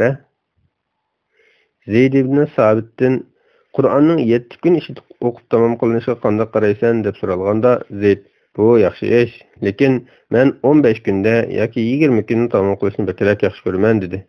Nima uchun deb so'ralganda u oyatlar ustida fikr yurgizish uchun dedi. Ali ibn Abu Talib bunday deydi. Fikr yurgizmay o'qishda yaxshilik yo'qdir. Mujohid bunday deydi. Shubhasizki Qur'on menga ergashgan vaqtlaringda sen bilan birga bo'laman. Men bilan birga amal qilmasang, Allohning sening eng nachar ishingni jazolig'iga qadar sen ergashmaman deydi. Salihlarning Qur'on bilan bo'lgan munosabati. Sahabelar Alloh ulardan rozi bo'lsin va ularga ergashganlar Qur'on o'qishdagi maqsadning uning ustida o'ylangan asosda o'qish va uningga amal qilish ekanligiga qat'iy ishonadi. Ularning so'zlari va harakatlari buni isbotlaydi. Abdullah ibn Mas'ud radhiyallohu anhu bunday deydi. Bizga nisbatan Qur'onning so'zlarini yodlash tez, ammo uning amal qilish oson bo'lgan edi. Ammo bizning keyingilarga uni yodlash oson, amal qilish tez bo'ladi. Ibn Umar radhiyallohu anhu bunday deydi. Bu ummatning dastlabki mezgilida payg'ambar alayhissalomning sahobalari ichidagi fazilatliklari Qur'ondan faqat bir sura yoki shuningga yaqin bir miqdorini yodlaydi. Ularga nisbatan Qur'onga amal qilish bekrak afzal edi. Bu ummatning keyingilaridan kichkimi, qarig'isimi Qur'onni qo'ydi, ammo uning amal qilmaydi. Umar ibn Xattob radhiyallohu anhu faqat Baqara surasini 12 yilda o'rganib tamomlaganda bir tuga qurbonlik qilgan edi. Hasan Basrining aytishicha, Umar radhiyallohu anhu kechalari Qur'on o'qiganda ma'lum oyatda to'xtab, o'shidan ketkicha yig'laydi va uydan chiqmaydi. Hatto kishilar uni kasal bo'lib qolgan o'xshaydi deb yo'qlab keladi. Sahabelarning Qur'on amilisi bo'lgan nurg'un kishi bor. Bulardan Abu Uzayfaning ozod quli Salimga Yamama kuni sahabelar muhojirlarning bayrog'ini tutganda u munaq deydi. Agar qassam men ajoyib bir Qur'on amilisiman, uning o'ng qo'li kesilganda so'l qo'li bilan tutdi. U'mi kesilganda o'ltirilgisi uning uchun yapishdi. Tammimud Dari bir vazifaga tayinlanganda Jasiya surasini o'qishga boshladi. Yaman ishlarni qilganlar, ya'ni gunohkor kupparlar o'zlarini iymon etgan va yaxshi amallarni qilganlardek qilmishimizni hayotlikda, mamotlikda ular bilan o'xshash qilishimizni o'ylamdi. Ya'ni ularni o'xshash qilishimiz mumkin emas. Ularning chiqargan hukmi nimaga yomon degan oyat kelganda uni takrorlashga boshladi va tong yorug'i yig'iladi. Ubad ibn Hamza dadasining bundoq deganligini rivoyat qilgan. Asma radhiyallohu anha meni bozorga bergan edi. Men chiqqanda u tur surasini o'qib, Alloh bizga marhamat qildi, bizni zaharlik azobdan saqladi degan oyat kelgan edi. Bozordan kelganimda u taxichi shu oyatni takrorlayotdi. İmam İbn Taymiye qal'adagi hujrasida butun vaqtini Qur'on bilan o'tkazdi. U bu to'g'risida mundaq deydi. Allah bu qal'ada nurg'un olim arzulagan, lekin erishalmagan Qur'on ma'nilarini va usul ilmi bilan munosabat nurg'un narsani menga nasib qilgan. Allah bu qal'ada nurg'un olim arzulagan, lekin erishalmagan Qur'on ma'nilarini va usul ilmi bilan munosabat nurg'un narsani menga nasib qilgan.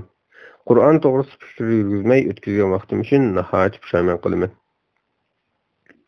İslam shoiri Muhammad Iqbal Qur'onga munosabatli bir kechirmishni so'zlagandan keyin mundaq deydi. Har kuni bomdod namozidan keyin Qur'on o'qishni niyat qilgandim. Dadam meni ko'rib, "Nima qilyapsan?" deb so'raydi. Men Qur'on o'qiyapman dedim. Mushundaq qilib 3 yil o'tganda u mendan yana u savolni so'radi. Men yana o'xshash javob berdim. Bir kuni uningdan, "Dada, nimishqa mendan o'xshash savolni so'raversan? Sana o'xshash javobni beraversammi, at nimishqa yana qayta shu savolni so'raysan?" deb so'radim. Dadam, "Men faqat sana o'g'lim, Qur'onni sana nozil qilganlik o'qi deyish uchun so'ragan edim" dedi. Shu kundan boshlab Qur'onni tushunishga va uningga yaqinlashishga boshladim. Erishganlarim uning nuridan, so'zlaganlarim uning unchilaridandir. Bismillah va alhamdulillah va salatu va salamu ala rasulillah amma ba'd. Assalomu alaykum va rahmatulloh. Doktor Mehdi Ilalining avval iymon nomli kitobi huzuringizda. Qur'onni tafakkur qilish fikr shakllantiradi. Shubhasizki, Qur'on uni tushunib o'qigan, uning ma'nosiga asosan yashagan odamning aqliga hokim bo'lib, xayollarini kontrol qilgachqa, uningda nurg'un tushuncha va fikrlar paydo bo'ladi. Ibn Qayyim mundaq deydi: Qur'onning nozil qilinishiga asosiy maqsad uni tushunish va qalb ko'zini Qur'onning ma'nosiga qaratish. Qur'onni tushunish va o'zlashtirish uchun butun diqqatini uning markazlashtirishdir. Alloh taolo bu vaqtda mundaq deydi: Bu ularning oyatlarini tafakkur qilishlari uchun, aql egalarining vaz nasihat elishlari uchun biz sana nozil qilgan muborak kitobdir. Sad surasi 29-oyat. Ular aql tunish uchun Qur'onni fikr qilmamdi, balki ularning dillarida qulub bor. Shunga ular tushunmaydi. Muhammad surasi 24-oyat. Ular haq kalam, ya'ni ulug' Qur'on ustida cho'nqur fikr qilmadimi? Mu'minun surasi 68-oyat. Sizlarni uning ma'nosini tushunsin deb biz uni haqiqatan arabcha Qur'on qildik. Zuhruf surasi 3-oyat. Hasan Basri mundaq deydi: Qur'on tushunilishi va uningga amal qilinishi uchun tushirilgan. Keyingilar faqat uning o'qilishini amal hisobladi. Qulning hayoti va mamotida Qur'onni tushunib o'qishdan boshqa uni qutuldiradigan yaqinroq yo'l yo'qdir. Inson tushunib o'qish orqali Qur'on oyatlarining ma'nosi haqida nurg'un fikrga ega bo'ladi. Shubhasizki, bu qulning yaxshi va yomon aloyliklarga, yaxshi va yomon yo'llarga, uning sabablariga va natijalariga bu yo'ldagi ishlarga diqqat qilishiga sabab bo'ladi. Undaq odamning qalbiga iymon tuyruklari yerlashtirilib, binolangan, tayanchlari mazmunlashtirilgan, oxirat uchun hozirlanishga, qiyomatni tinch kutilishiga turtki bo'ladi. Uningga ibrat ilish tegishli joylardan xabar berdi. Allohning ism sifatlari, harakatlari, Allohning yaxshi ko'rdiganlari, Allohga elib beriladigan yo'lni, Allohga yetishni o'ylaganlarning Allohga ergashish kerakligini, yo'ldagi ofatlarni ko'rsatib berdi. Uningga yana nafs va uning aloyiqlari, amallarni yo'q chiqaradigan omillar va amalni tuzaydigan omillar, jannat ahli va jahannam ahlining amallari, ularning ahvollari va darajalarini o'rgatadi. Qisqasi, o'ziga duo qilingan Alloh taolo elib boradigan yo'lni va u yo'lda manganda erishadigan yaxshiliklarni tanitadi. Buning bilan birlikda uningga yana buni 3 narsani o'rgatadi. Biri shayton chaqiradigan amallar, yana biri shaytonga elib boradigan yo'l. Üçüncüsü, şeytanның chaqirig'iga ergashgandan keyin uchraydigan azob va baxtsizlik. Qul bularni o'rganish va ular ustida tafakkur qilish kerak. Bu fikrlar uningga oxiratni xuddi qiyomat kuni turayotgandek ko'rsatadi.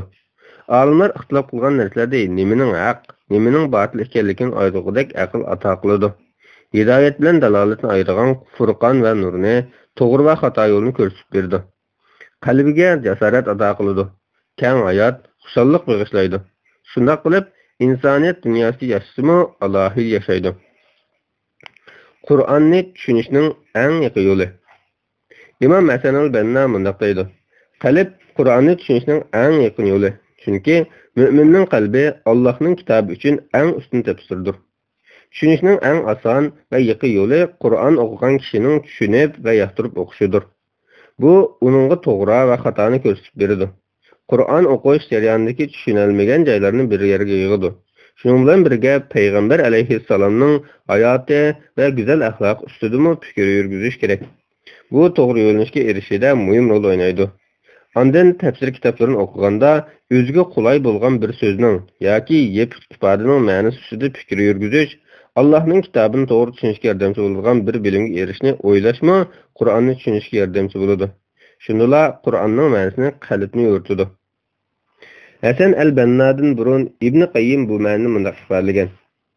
Allohga ijrat qilishning beshi va turki qalbni harakatlantirib, izchil o'ylanib, Qur'onning oyatlari ustida tafakkur yurgizishdir.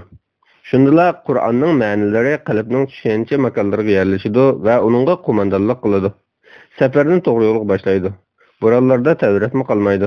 Tog'larni turg'un holatda gumon qilsan, holbuki ular bulutdek cho'rgilab turdi. Bu hamma narsani puxta yaratgan Allohning o'nuridir. Allah haqiqatan sizlarning qilmishinglardan to'liq xabardordir.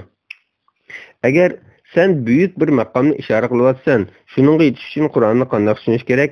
Acaba olimlarning tafsirlarida o'tirib qo'yilmagan narsalar bormi? deb so'ralsa, buningga mundoq deb javob beramiz. Sana bir örnek beray. Allah Taala mundoq deydi: "Ey Muhammad sallallohu alayhi va sallam, sana İbrahimning hurmatli mehmonlarining xabari yetdimi? O'z vaqtida ular İbrahimning yoniga kirib salom dedi. İbrahim salomni ilik oldi. İchida nasinish odamlarga dedi. Shuning bilan u asta oilasiga chiqib, pishirilgan bir semiz mo'zayni elib kirib, ularning oldiga qo'yib, "Yemamsizlar" dedi. Ularning tomoq yemaganliklarini ko'rib, tilida ulardan qo'rqdi. Ular qo'rqmagan, biz Parvardigoringning elchilarimiz dedi. Ular İbrahimga bilimlik bir o'g'il bilan xush xabar berdi. İbrahimning ayoli so'ran selib kelib, ajablanganlikdan o'zining yuzini qachatlab, "Men tug'mas mo'may tursam, qandoq tug'aman?" dedi. Ular Parvardigoring shundoq dedi. U haqiqatan hikmat bilan ish qilg'uchidir, hammani bilguchidir dedi. Zariyat surasi 24-oyatdan 30-oyatgacha. Yaxshi angla. Bu oyatlarni o'qib, tahlil qilganda farishtalarning İbrahim alayhissalomning musofir sifatida kelib bolasi bo'lganligidan xabar berganligini, ayolining hayron bo'lganligidan va farishtalarning Allohning shunday deganligini xabar qilganligini bilalaysan. Bundan ortiqni tafakkur qilolmaslik mumkin. Endi bu oyatlardagi ba'zi sirlarga quloq sol.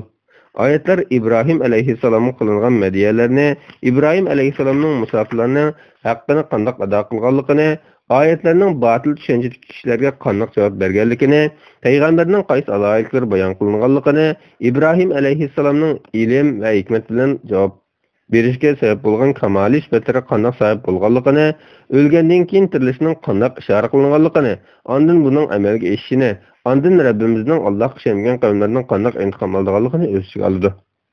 Bu oyatlarda yana islom, iymon va ularning orasidagi farq, Allohning tavhidi, avatgan elchilari va qiyomat kunining to'g'riliqi aks ettirilgan.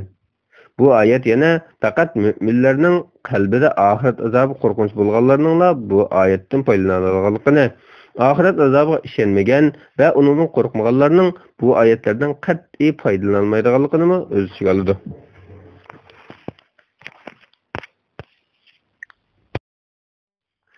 Bismillahirrohmanirrohim. Qur'onni tushunishning ba'zi usullari. Faqat til orqali Qur'on o'qishdan Qur'onning ma'nosini tushunib, uningdagi xazinalarni bayqagan asosda o'qishga o'tish uchun sabr qilishga, ajr singdirishga to'g'ri keladi. Shuning bilan birga yana odatlanishga va amaliyotda ijro qilishga to'g'ri keladi. To'g'ri o'qish qoidalariga odatlanish bilan birga Qur'on to'g'risida fikr yurgizish usuliga odatlanish, Qur'ondan ma'no chiqarish va bu ma'nolarni amaliyotga tatbiqlash kerak. Qur'onni tushunish o'qishga yordam beradigan omillarning ba'zilari tuvandikcha. Birinchi, Qur'onni foydalanish shartini ijro qilish. 2. Tilovat axloqini o'rganish. 3. To'g'ri munosabat o'rnatish. 4. Tushunib o'qish uchun amaliy o'rnaklar. 1. Qur'ondan foydalanish shartini hozirlash. Ilgirki mazmunlarda bu nuqtaga ishora qilgan edik. Bu yerda yana bir qatim shuni ta'kidlaymizki, bu shartlarni ijro qilish Qur'onni tushunib o'qishning ochiqchidir.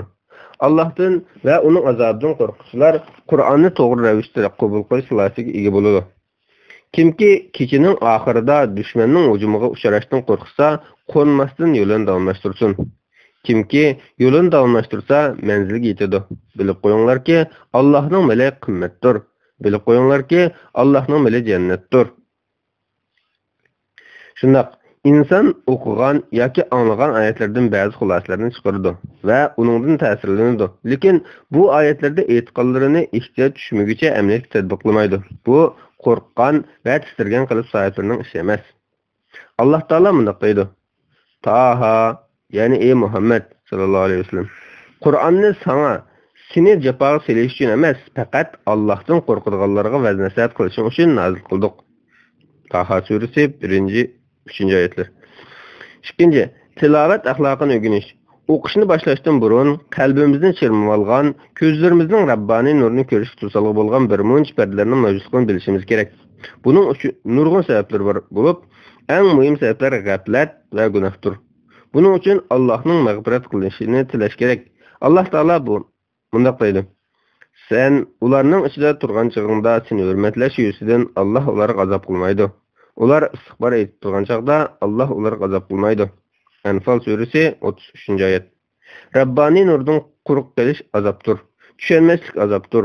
Bularning hammasi chin yurakdan mag'firat tilashga muhtoj. Shundala yo'l ochiladi va nur qilib kiralaydi. Mag'firat tilgandan keyin payg'ambar alayhisalomga durud yo'llash kerak. Bu orqali Allohning payg'ambar alayhisalomga durud yo'llashlariga beradigan rahmatiga erisha olamiz. Ondan kichikgina narsa bo'lsa-mu sadaqa berish kerak. Chunki sadaqa suvning o'tini o'chirganidek gunohlarni o'chirdi. Ondan bizga go'zal tushuncha va qalb huzuri ato qilishini tilab, ulug' Allohga duo qilamiz. Salah al-Xolidning Mafatihut Ta'amul Ma'al Qur'on nomli kitobida tilovat axloqining tuvandikcha bir qancha shartlar ko'rsatilgan. 1. Qur'on o'qish uchun Alloh bandalarga bildirgan rahmatidan barakat yog'adigan vaqtni tanlash kerak. 2. Eng yaxshi vaqt kechining oxirgi 3dan biri, zuhur vaqtidir. Ondan qolsa kecha, fajr, sahar vaqtlari, undan qolsa boshqa vaqtlardir. 2. Muvofiq makon tanlash kerak. Bu Allohning uylaridan biri masjid bo'lsa-mu yoki odamni bearam qilmaydigan, jimjit, dunyolik ishlardan yiroq turg'ili bo'ladigan biror bulungdagi uy bo'lsin bo'ladi. Shubhasizki, Qur'on yomg'irga o'xshaydi. Yomg'ir yumshoq yerlarga ta'sir ko'rsatib, qattiq narsalarga ta'sir qilolmaganidek, Qur'onning ta'sir qilishi uchun muvofiq bir muhit bo'lishi kerak. Bu muhit Qur'onni qabul qiladigan qalb va tuyg'uni ko'rsatadi. 3. Allohga sig'inish va unga yordam talab qilish kerak. Allohning mudofaa qilishini talab qilish, xuddi qiyinchilikda qolgan yoki bug'ilib qilib, yordam talab qilayotgan odamga o'xshash yelinish, o'ylanish, tushunish, ta'sirlanish jihatda Allohning yordami bo'lmasa, insondagi kuch-quvvat, aql, ilm, zehn deganlarning hammasining qaror kelmaydiganligiga ishonish kerak. 4. Allohga sig'inib shaytondan panohlik tilash kerak. Ya'ni a'udzu billahi minash shaytonir rojim, bismillahirrohmanirrohim deyish kerak. Buning haqiqiy ahamiyatga ega bo'lish uchun inson ko'nglida shuni niyat qilishi, samimiy bo'lishi, to'g'ri talaffuz qilish kerak. Shundala Alloh u insonni mudofaa qilib, shaytonning to'zoqlaridan yiroq qiladi. 5. Nafsini mashg'ul qiladigan narsalardan qutulish, o'qishni boshlashdan burun nafsning istaklarini qondirish kerak. Undaq bo'lmaganda, kalla boshqa joyda bo'ladi-da, chin qalbdan o'qig'il bo'lmaydi. Qur'on o'qigan kishi qo'rsiq och, so'z, ko'ngli parishon, andishlangan, tomoqning kelishini saqlayotgan holatda Qur'on o'qimasligi, Qur'on o'qiganda nihoyat issiq yoki bek sovuq, o'tgan kechgalarni ko'ra oladigan joyini tanlamaslik kerak. 6. Qur'on o'qiganda tafakkurni cheklamaslik va ma'lum bir nuqta ustida uzoqdan uzoq fikr yurgizmaslik, kundalik hayotni xayol qilmaslik, butun zehni, ilmi, tushunish usullari, tuyg'usi, tushunchasi va xiyoliy dunyolarning hammasini Qur'onga qaratish kerak. Shundala o'qirman o'qiganlardan naf olaydi, natijaga erisha oladi. 7. Oyatdan ta'sir olish va hayajonlanish kerak. Qur'onni chin qalbdan o'qigan odamning Qur'ondagi xushxabar, umid, istaklarni o'z ichiga olgan oyatlarni o'qiganda xushal bo'lganligini va qo'rqitish tahdidlarni o'z ichiga olgan oyatlarni o'qiganda ko'ngli yerim bo'lganligini ko'ramiz. Ular ne'mat to'g'risidagi oyatlarni o'qiganda mamnun bo'ladi, azob to'g'risidagi oyatlarni o'qiganda qo'rqadi. İlahi emir ve ko'rsatmalarga amal qilishga, Qur'onda cheklangan ishlardan uzoq turishga tirishadi. Ular ne'mat to'g'risidagi oyatlarni o'qiganda o'zining Allohning ne'matiga erishgan kishilar qatoridan bo'lishini umid qiladi. Azob to'g'risidagi oyatlarni o'qiganda Allohga ilinadi. Qur'onning savollariga javob beradi. Amr va vazifalarni ijro qiladi. Kafirlardan va ularning sifatlaridan yiroq turadi. Mu'minlarga yaqinlashadi va ular bilan bo'lgan do'stlikni mustahkamlaydi. Qur'on o'quvchi Qur'onning oyatlarini o'ziga xitob qilganda to'g'ri kelishi kerak. Shundala u Qur'ondagi majburiyatlarni mening zimmamga yuklangan deb biladi. Oyatlarni yaxshi amal qilib, yaxshi tahlil qilib, uningda o'zining nimalarni qilishga, nimalarni qilmaslikka buyurilganligini o'rganadi. Ey iymon etganlar, ey insonlar, ey inson degandek ifodalar bilan boshlangan majburiyatni ifodalagan oyatlarni ko'rganda o'zligidan to'xtaydi. Butun zihni bilan o oyatlarni tushunishga tirishadi. Chunki bunday ifodalardan keyin biror emir, cheklama, ogohlantirish yoki yaxshilik, hidoyat kelib boradigan yo'l ko'rsatilgan. To'g'ri munosabat o'rnatish. Salih Xolid mundaq deydi: O'qirman butun vujudi bilan Qur'on o'qiganda, Qur'on orqali barliq ushur va javoblarga erishganda, Qur'ondan nurg'un ma'nolarni chiqargan va nasihatlarga erishgan bo'ladi. Uning zehniga va tuyg'ulariga nurg'un tushunchalar, nuqtalar, ko'z qarashlar paydo bo'ladi. Hayotining haqiqiy ma'nosining nima ekanligini bilganida, Allohning rahmati va rahmatining soyasi ostida yashaydi. Huzur va xushallikqa erishadi. E'tiqodning rohatini suradi. Uning his qilgan erishganlari yana bir oyatga o'tganda yo'qaydi. Chunki boshqa oyatdan boshqa ma'nolarni chiqaradi. Yangi narsalarga erishadi. Qur'onning soyasini tark etib, dunyolik ishlarga yuzlanganda shaytonning gunoh, g'aflat va shahvat qulqiga dastigandimi, ularning hammasi yo'qaydi. Shunga Qur'on o'qigan kishi tushunchalarini, qarashlarini, tuyuqsiz aqlga kelgan nuqtalarni xotirlab menishi va unutib qolmay ularni ishlatish kerak. Shuni tavsiya qilamizki, Qur'on o'qigan kishi yanada qalam qog'ozni tayyor qilishi, his qilgan hamma narsani xotirlashi, eng qisqa vaqt ichida oyatni tamomlashni maqsad qilish kerak. Vaqtni qisqartirish, tirishish Qur'onning tushunilishiga to'sqinlik bo'ladi. Shuning bilan bizga birga o'qirmanlarning ko'p o'qishga tirishimi Qur'onning tushunishiga to'sqinlik bo'ladi. Shunga Qur'on o'qiganda qanchalik o'qiganligi va qanchalik vaqt o'tganligi bilan bak hisoblashib ketmaslik kerak. Acaba sahabeler, alimlar ve Kur'an'ı düşünüp okuyduğanlar bir ayetini düşünüp okuş için qancha vaqt sarf qilgandi? Ular vaqtga, tushunishga shunchalik ahamiyat berib turibmi, bir oyatni necha soatlab, hatto butun kech takrorlaydi. Qur'onning soyasida yashash va tushuncha hosil qilish uchun uningga nihoyat astoydil muomala qiladi va mardlik bilan vaqtni sarf qiladi. Dastlabda o'qigan oyatlar to'g'risida kallamizda bekib tushuncha hosil bo'lmasligi mumkin. Bu normal ahvol. Bundaq vaqtda odam o'zini zo'rlamaslik kerak. Oyatlardan nima deyilganligiga diqqat qilish va oyatda aytilganlarni qabul qilishga tayyor turish kerak. Shundala odamning qalbida fikr paydo bo'ladi. Yuqori usullarni qo'llangan va uni davomlashtira olgan o'qirman Qur'onni bir necha qatim tamomlagandan keyin dastlabda o'qigandagi tushunchasi bilan keyingi tushunchasi o'tirsa cho'ng farq bo'lganligini his qiladi. Payg'ambar alayhissalom bunday deydi: Kimki yaxshilik istasa, uningga beriladi. Qur'onni tushunib o'qish uchun qilish tegishli ishlardan yana biri bilmagan so'zlarni o'rganishdir. Bu to'g'risida Muhammad Hasan Maxlufning Kalimatul Qur'on tafsir va bayon nomli kitobidan foydalanishga bo'ladi. 4. Tushunib o'qish uchun amaliy o'rnaklar. Tushunib o'qish uchun qo'llanishga tegishli ikki yo'l bor. Birinchisi, oyatlarni tartib bo'yicha mulohaza qilish, kallada paydo bo'lgan ma'nolarni xotirlash va ularni amaliyotga tatbiqlash. İkincisi, bir tema tanlab, uningga asosan fikr yurgizish. Ya'ni, muvofiq bir temani tanlab, Qur'on o'qish uchun o'qish jarayonida uningga munosib oyatlarni bir yerga yig'ib mulohaza qilish. Tevanda bir qancha temani foydalanishlarga sunamiz. Birinchi, Alloh yo'lida yaxshilik qilish va uning so'z harakatlariga ko'rsatgan ta'siri. Ikkinchi, imtihon. Ma'nosi, turlari, imtihon bilan qanday munosabatda bo'lish kerak? Uchinchi, Allohning birligini ko'rsatgan ishoratlar. 4. Umumiy sunnatlar. 5. Taqvolikning dunyo va oxiratdagi natijasi. 6. Gunoh ma'siyatlarning shaxs va umumning hayotiga ko'rsatgan ta'siri. 7. Ihson hukmi va uning hayotlikqa tatbiqlanishi. 8. Qur'onning qalblarni kuchlantirish yo'li. 9. Yaxshi kunlarda va yomon kunlarda bandichilik qilishni davomlashtirish. 10. Qudretlik Allah. 11. Hidayetni tushunish. 12. Allohga da'vat qilishning fazilati. 13. Her narsaning boshlang'ichi inson. 14. Hidayetlik tursalg'ular. 15. Muvaffaqiyatlik va mag'lubiyat sabablari. 16. Allohning bandalarining hukmron ekanligi. 17. Qiyinchilik qilganda duo qilgan kishining duosini kim ijobat qiladi? 18. Shukr ibodati. 19. Qur'ondan foydalanish shartlari. 20. Osmonlarni va zaminni tangdasiz yaratgan Allah. 21. Allohning yordam qachon keladiganligi, nusrat va qudrat qonuniyatlari. 22. Qalblardan olingan ibrat. 23. Sabrning natijasi. 24. Nafsga zulm qilishning amaliy ifodasi. 25. Zikr etishning ahamiyati. 26. Allohdan qo'rqish sabablari va saati. 27. İsrail oğullarının muvaffaqiyat qozonishi va yuqori o'rinda turishining sababi. Allohning ularga azob yog'dirib, ularni maymun va cho'chqa aylantirib qo'yishning sababi. 28. Ümmetlerinin halak buluşuk sebepler. 29. Mal dünya ve balçaqa bilan to'g'ri munosabatda bo'lish. 30. İstighbar duaları. 31. Dünyanın mahiyeti. 32. Allah'ın sansız nimetleri. 33. Avval iman. 34. Allah'tan fakat alimlarla korkudu. 35. İnsanın azgınlığı şeytanın yolu. 36. Allah yolunda cihat qilishning ahamiyati va shakllari.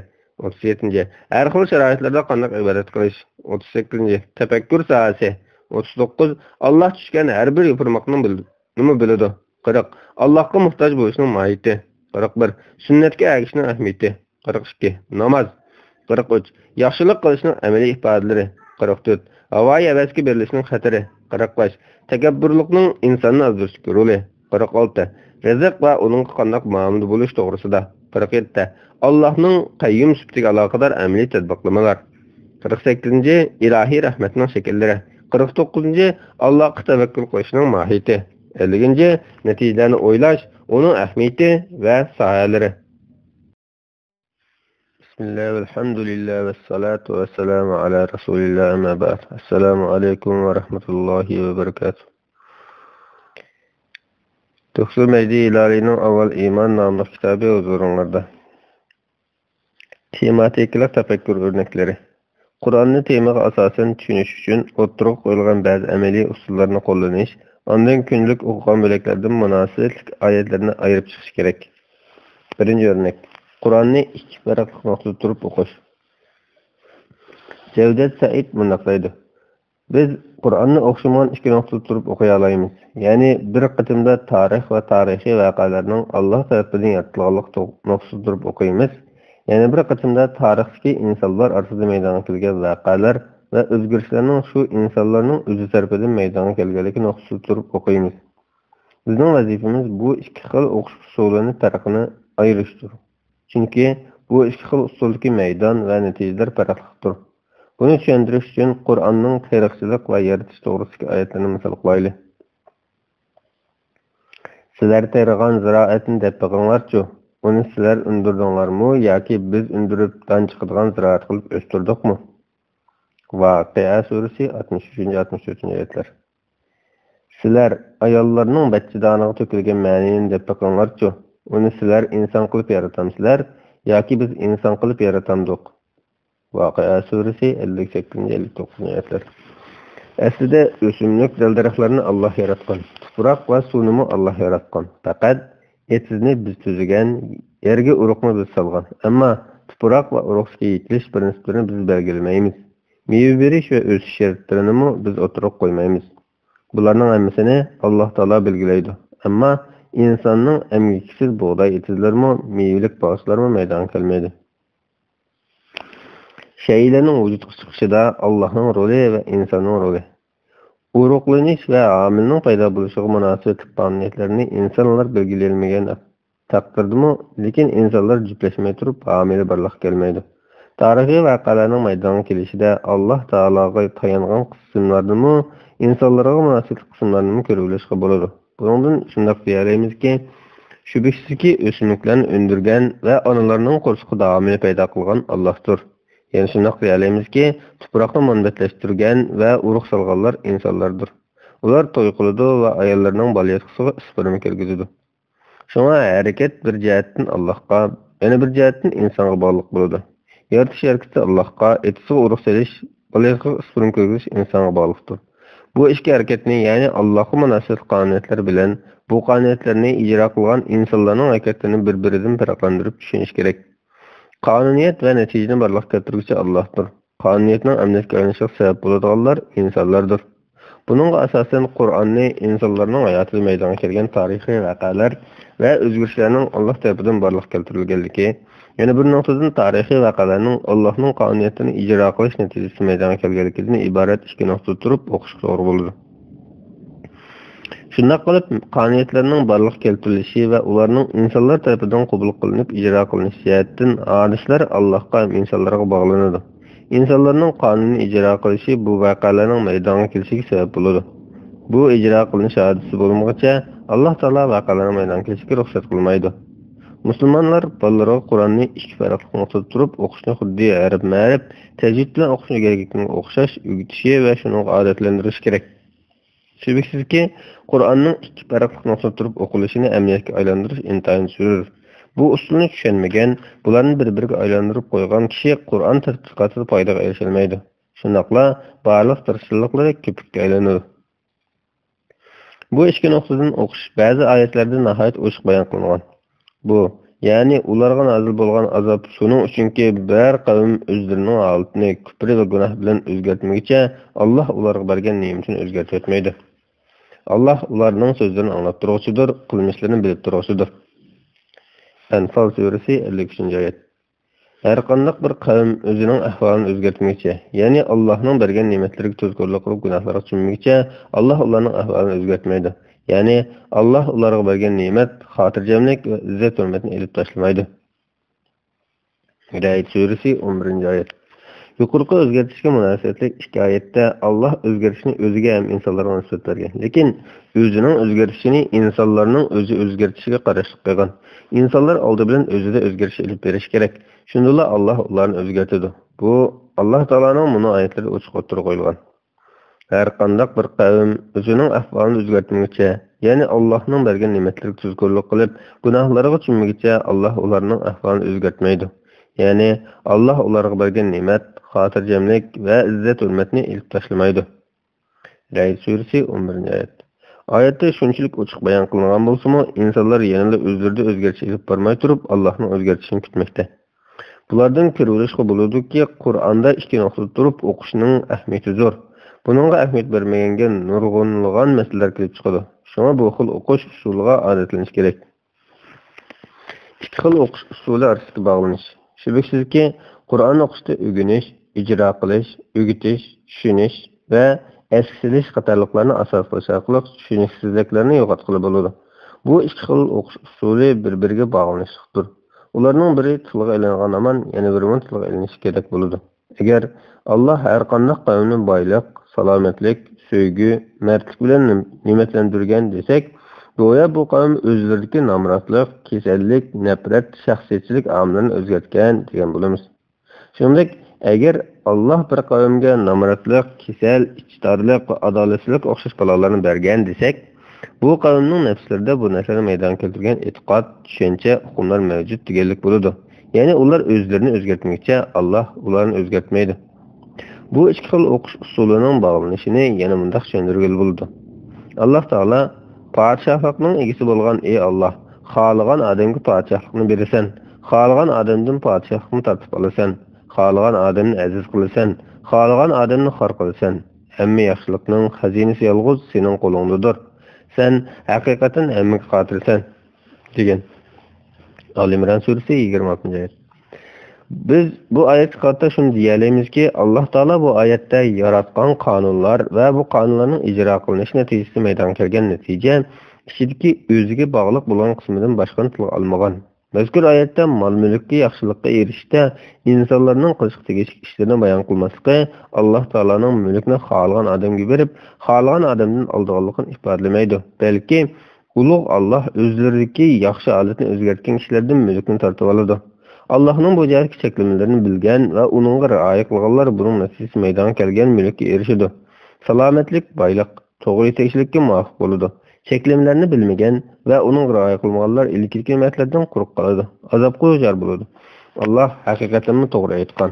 Allah ularga zulm qilmadi. Faqat ular o'zlariga zulm qildi. Allah seni o'zining yordami bilan va mu'minlar bilan kuchlantirdi. Allah mu'minlarning dillarini birlashtirdi. Sen yer yuzidagi bütün boylikni sarf qilibmi, ularning dillarini birlashtirolmayding. Lekin Allah o'zining qudrat kamoli bilan ularni inoq qildi. Shubhasizki, Allah g'olibdir, hikmat bilan ish qiluvchidir. Anfal surasi 62-63 oyat. Bu oyatni o'qiganimizda shunday deymizki, shunday Allah ularning qalblarining orasini birlashtirdi. Ularning orasida alohid bir shaklda emas, balki qonuniyatlar orqali birlashtirdi. Buni tushunmagan insonning hayoti xunuklashidir. Allohning rahmati bilan sen ularga muloyim bo'lding. Agar qo'pol, bag'irqarchiq bo'lgan bo'lsang, ular cho'rangdan tarqab ketadi. Ali İmran surasi 159-oyat. Şuna qalblarini birleştirganlarning taraf ketishi hadisi ko'rilmaydi. Bu mazmunga bandidan boshlanish deb nom berishga bo'ladi. Chunki tuzilish, buzilish, hidoyat, zalolat, xushallik, qayg'u, g'aybi mag'lubiyat, qulaylik, ta'sir qatorliqlarning sababini inson o'zi qilmoqchi kelmaydi. Qo'lga keltira olmaydi. Alloh taolo bunday deydi: Allah va'da qilgan savob sizlarning quruq orzuyinglar va ahli kitobning quruq orzusi bilan qo'lga kelmaydi. Kimiki bir yomonlik qiladi ekan, buning uchun dunyoda yoki oxiratda jazolanadi. U o'zi uchun Allohdan boshqa Allohning azobidan qutuladigan hech qanday do'st va hech qanday madadkor topolmaydi. Nisa surasi 120-oyat. Ahvolingdagi har qanday o'zgarish, yo'liqqan o'ngsizlik qatorliqlarning hammasi ma'lum vaqtda qilgan ishning natijasidir.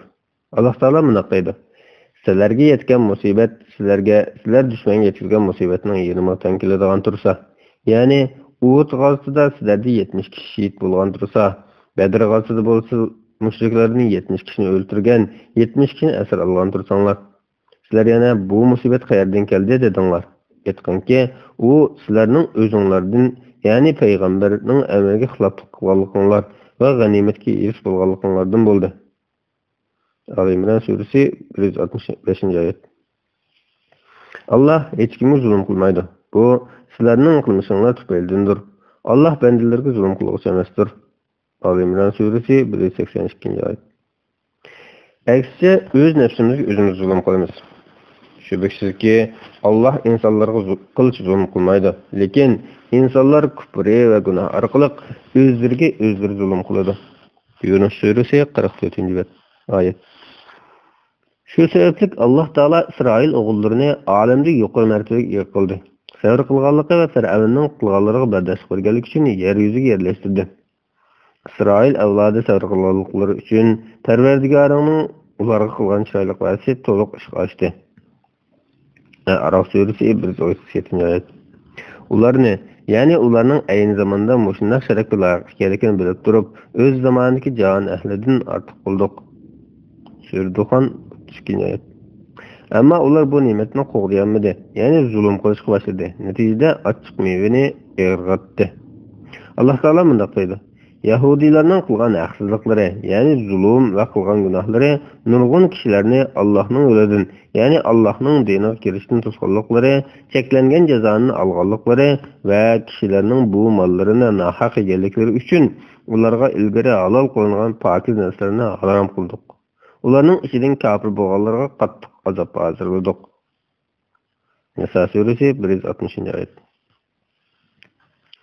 Bu ularning payg'ambarlarni o'ldirish, jazoni qilish, kishilarning mol-mulkini nohaq yeyilish qatorliq zulmlar tufaylidan ularga bergan jazoimizdir. Biz albatta bergan xabarlarimizda rostchilmiz. An'am surasi 146-oyat. Hech kimning kamchiligiga ko'z yumilmaydi. Zaminning ilgirki egillari halok bo'lgandan keyin zaminga varis bo'lg'uvchilarni xolisa gunoh tufaylidan halok qilganligimiz, dillarini pechettirganligimiz ularga, ya'ni zaminga varis bo'lg'uvchilarga ayon bo'lmadimi? Ular haq so'zni anglamaydi. Araf surasi 100-oyat. Shubhasizki, bu hamma odamga qaratilgan tushundir. Ey mo'minlar, mu'minlarni do'st tutishni qo'yib, kofirlarni do'st tutmanglar. Sizlarning ziyninglarga, ya'ni munofiq ekanliginglarga Allohning ro'shan pokiz bo'lishini xohlamsizlar? Nisa suresi 144. ayet. İyi müminler, müminlerinin dost tutuşunu koyup kafirlerini dost tutamsizlar. Sizlerning zininglarga, ya'ni munofiq ekanliklaringlarga Allohning ro'shan pokisi bo'lishini xohlamsizlar?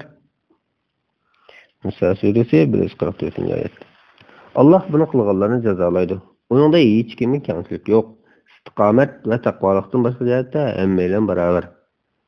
An'am suresida Alloh taolo bunday deydi: Ularning ota-bobolaridan, avlodlaridan, qarindoshlaridan ba'zilarini hidoyat qildik. Ularni tanladik, ularni to'g'ri yo'lga yetakladik. Allohning to'g'ri yo'li ana shudir. Alloh bandalaridan xohlagan kishilarni shu yo'lga boshlaydi. Agar ular, ya'ni shu payg'ambarlar shirik keltirsa edi, ularning qilgan yaxshi amallari albatta bekor bo'lib ketadi. Shunga Allohning yanida bo'lishini va uning do'stligini umid qilgan kishi istiqomat qilishi kerak. Ey Musa, qo'rqmagin. Mening huzurimda payg'ambarlar albatta qo'rqmaydi. Lekin kimiki o'ziga zulm qilsa, Naml suresi 10-11.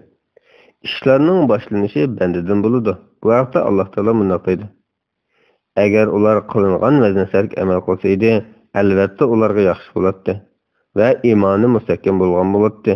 Gumrohlik va nifoqdan eng yiroq bo'lgan bo'ladi.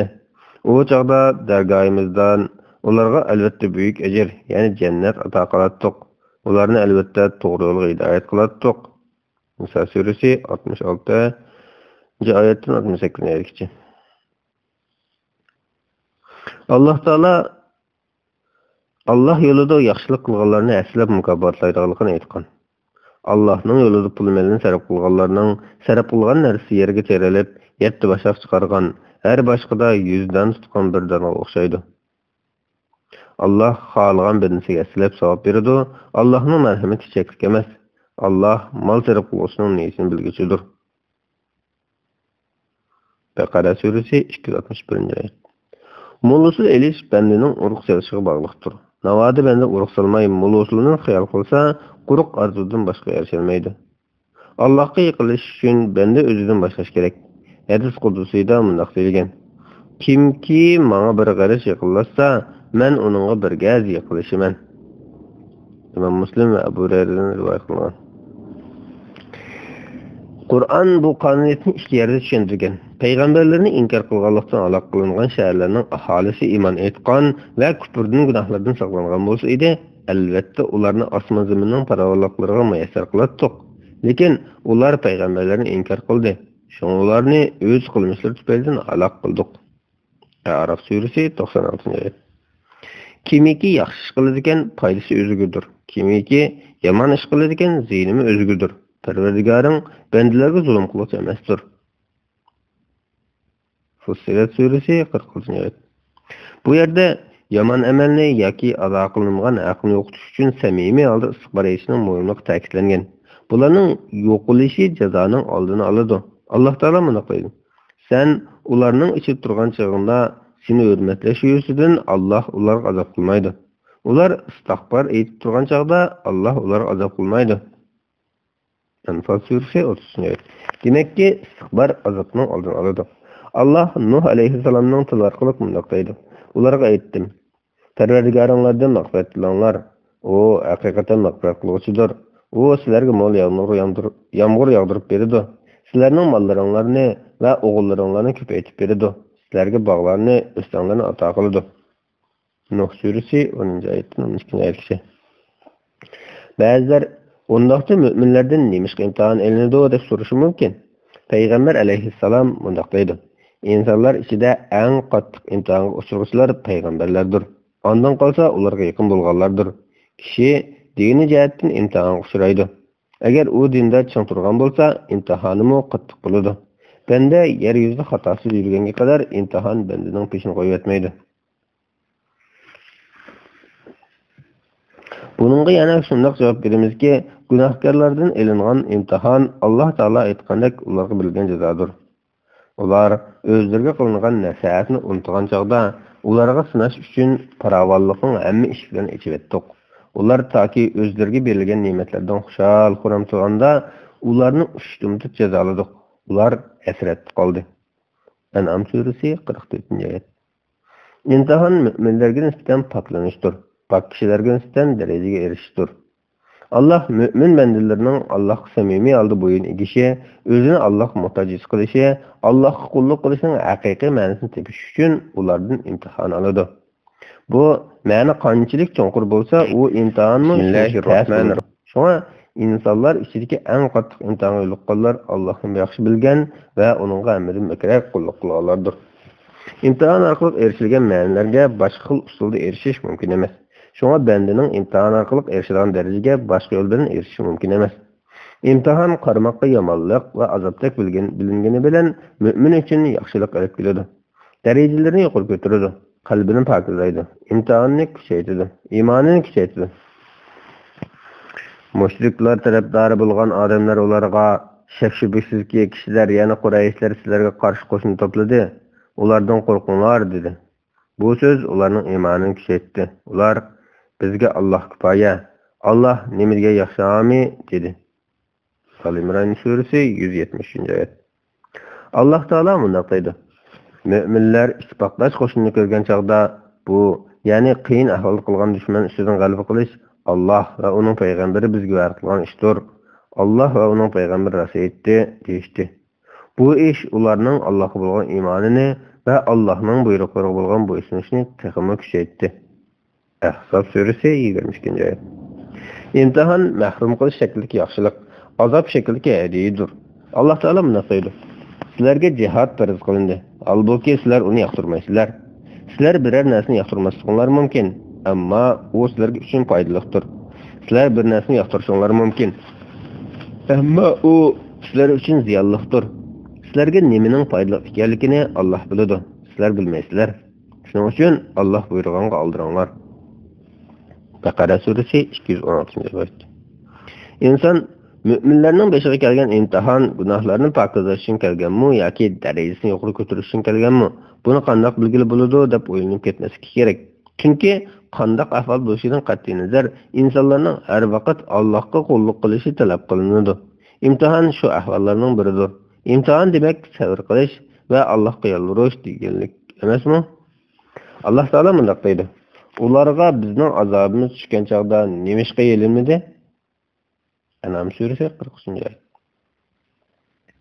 Ularni biz haqiqatan azob, ya'ni qahatchilik bilan jazoladik. Ular Parvardigorga bo'ysunmadi, iltijo qilib duomi qilmadi. Mü'min suresi 76. Mü'minning beshiga imtihon kelgan, buning aksi gunohkor va azg'unlarning beshiga ne'matlar yog'dirilgan ahvollarni uchirtimiz. Bu Allohning ularning qilgan etganlari tufaylidan jazolanmaydiganligini bildirmaydi. Qarmoqqa yaxshilikdek bilingan narsa amaliyotda eng og'ir mahrum qilishdir. U gunohkorlarni jahannamga qadam-qadam yaqinlashtirgan vositadir. Şuna Allah Teala bendilerini agahlandırıp bunday deydi. Ular özlerinin her yili bir qatim yoki iki qatim silinganligini, yani ular to'g'risida vahiy nozil bo'lib, sirlarining fosh qilinganligini bilmaydi. Ondan ular tavba qilmaydi, ya'ni nifaqdan qaytmaydi. Ibratmi olmaydi. Tavba surasi 126. Bizning oyatlarimizning inkor qilganlarini to'ydirmasdan asta-asta halokatga yaqinlashtiramiz. Ularga mühlet beraman. Mening azobim haqiqatan qattiqdir.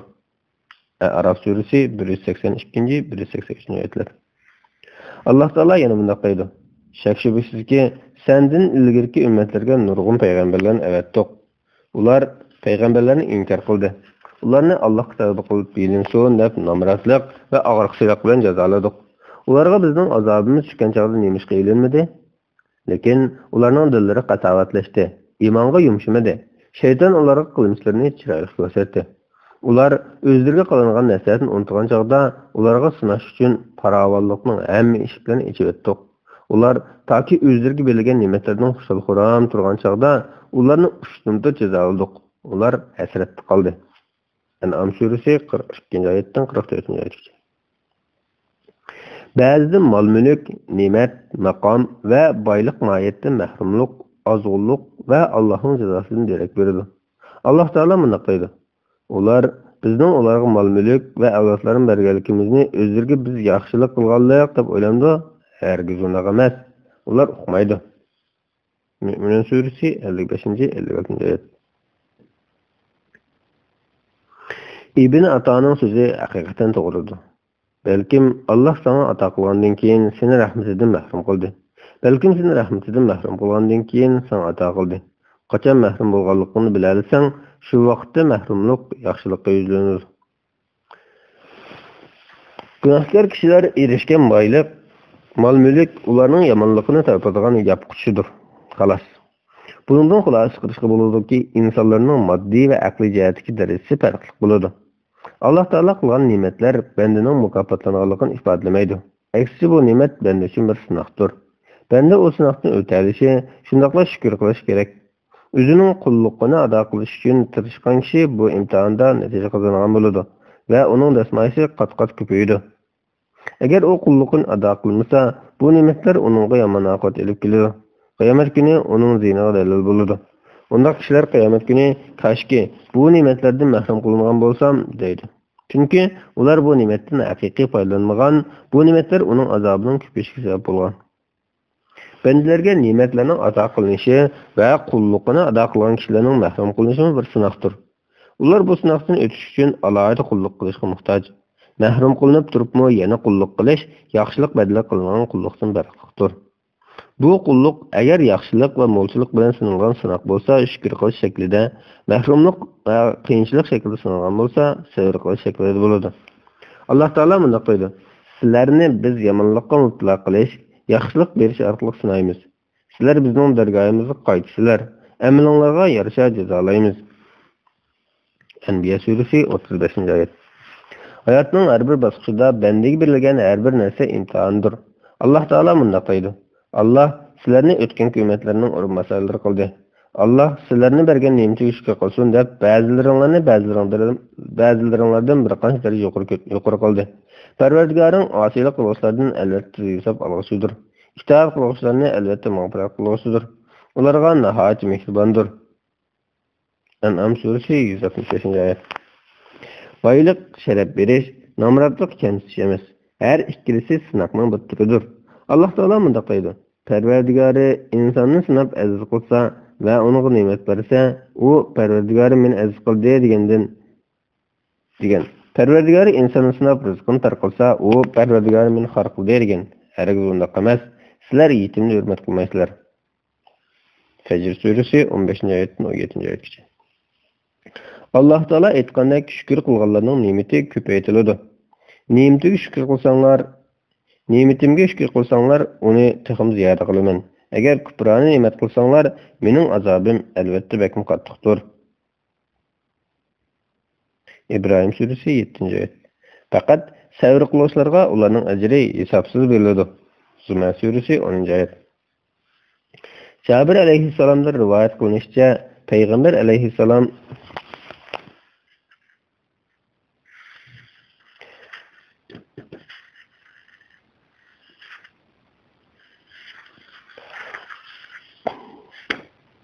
Jabir radhiyallohu anhudan rivoyat qilinishicha, payg'ambar alayhissalom bunday dedi: Qiyomat kuni imtihon ahliga erishgan savoblar berilganda, sap sog'lom kishilar o'zining dunyoga vaqtida terilarining qaychilari bilan kesilgan bo'lishini umid qiladi. Tirmiziy rivoyat qilgan. Qur'onda bu o'rnaklarni aks ettirgan oyatlar nihoyat ko'p. Bu o'rnaklar hamma surada keligirak mavjud. Bu ma'nolarning qalbimizga yer elish uchun munosib oyatlarni tepishga tirishishimiz va u to'g'risida fikr yurgizishimiz kerak.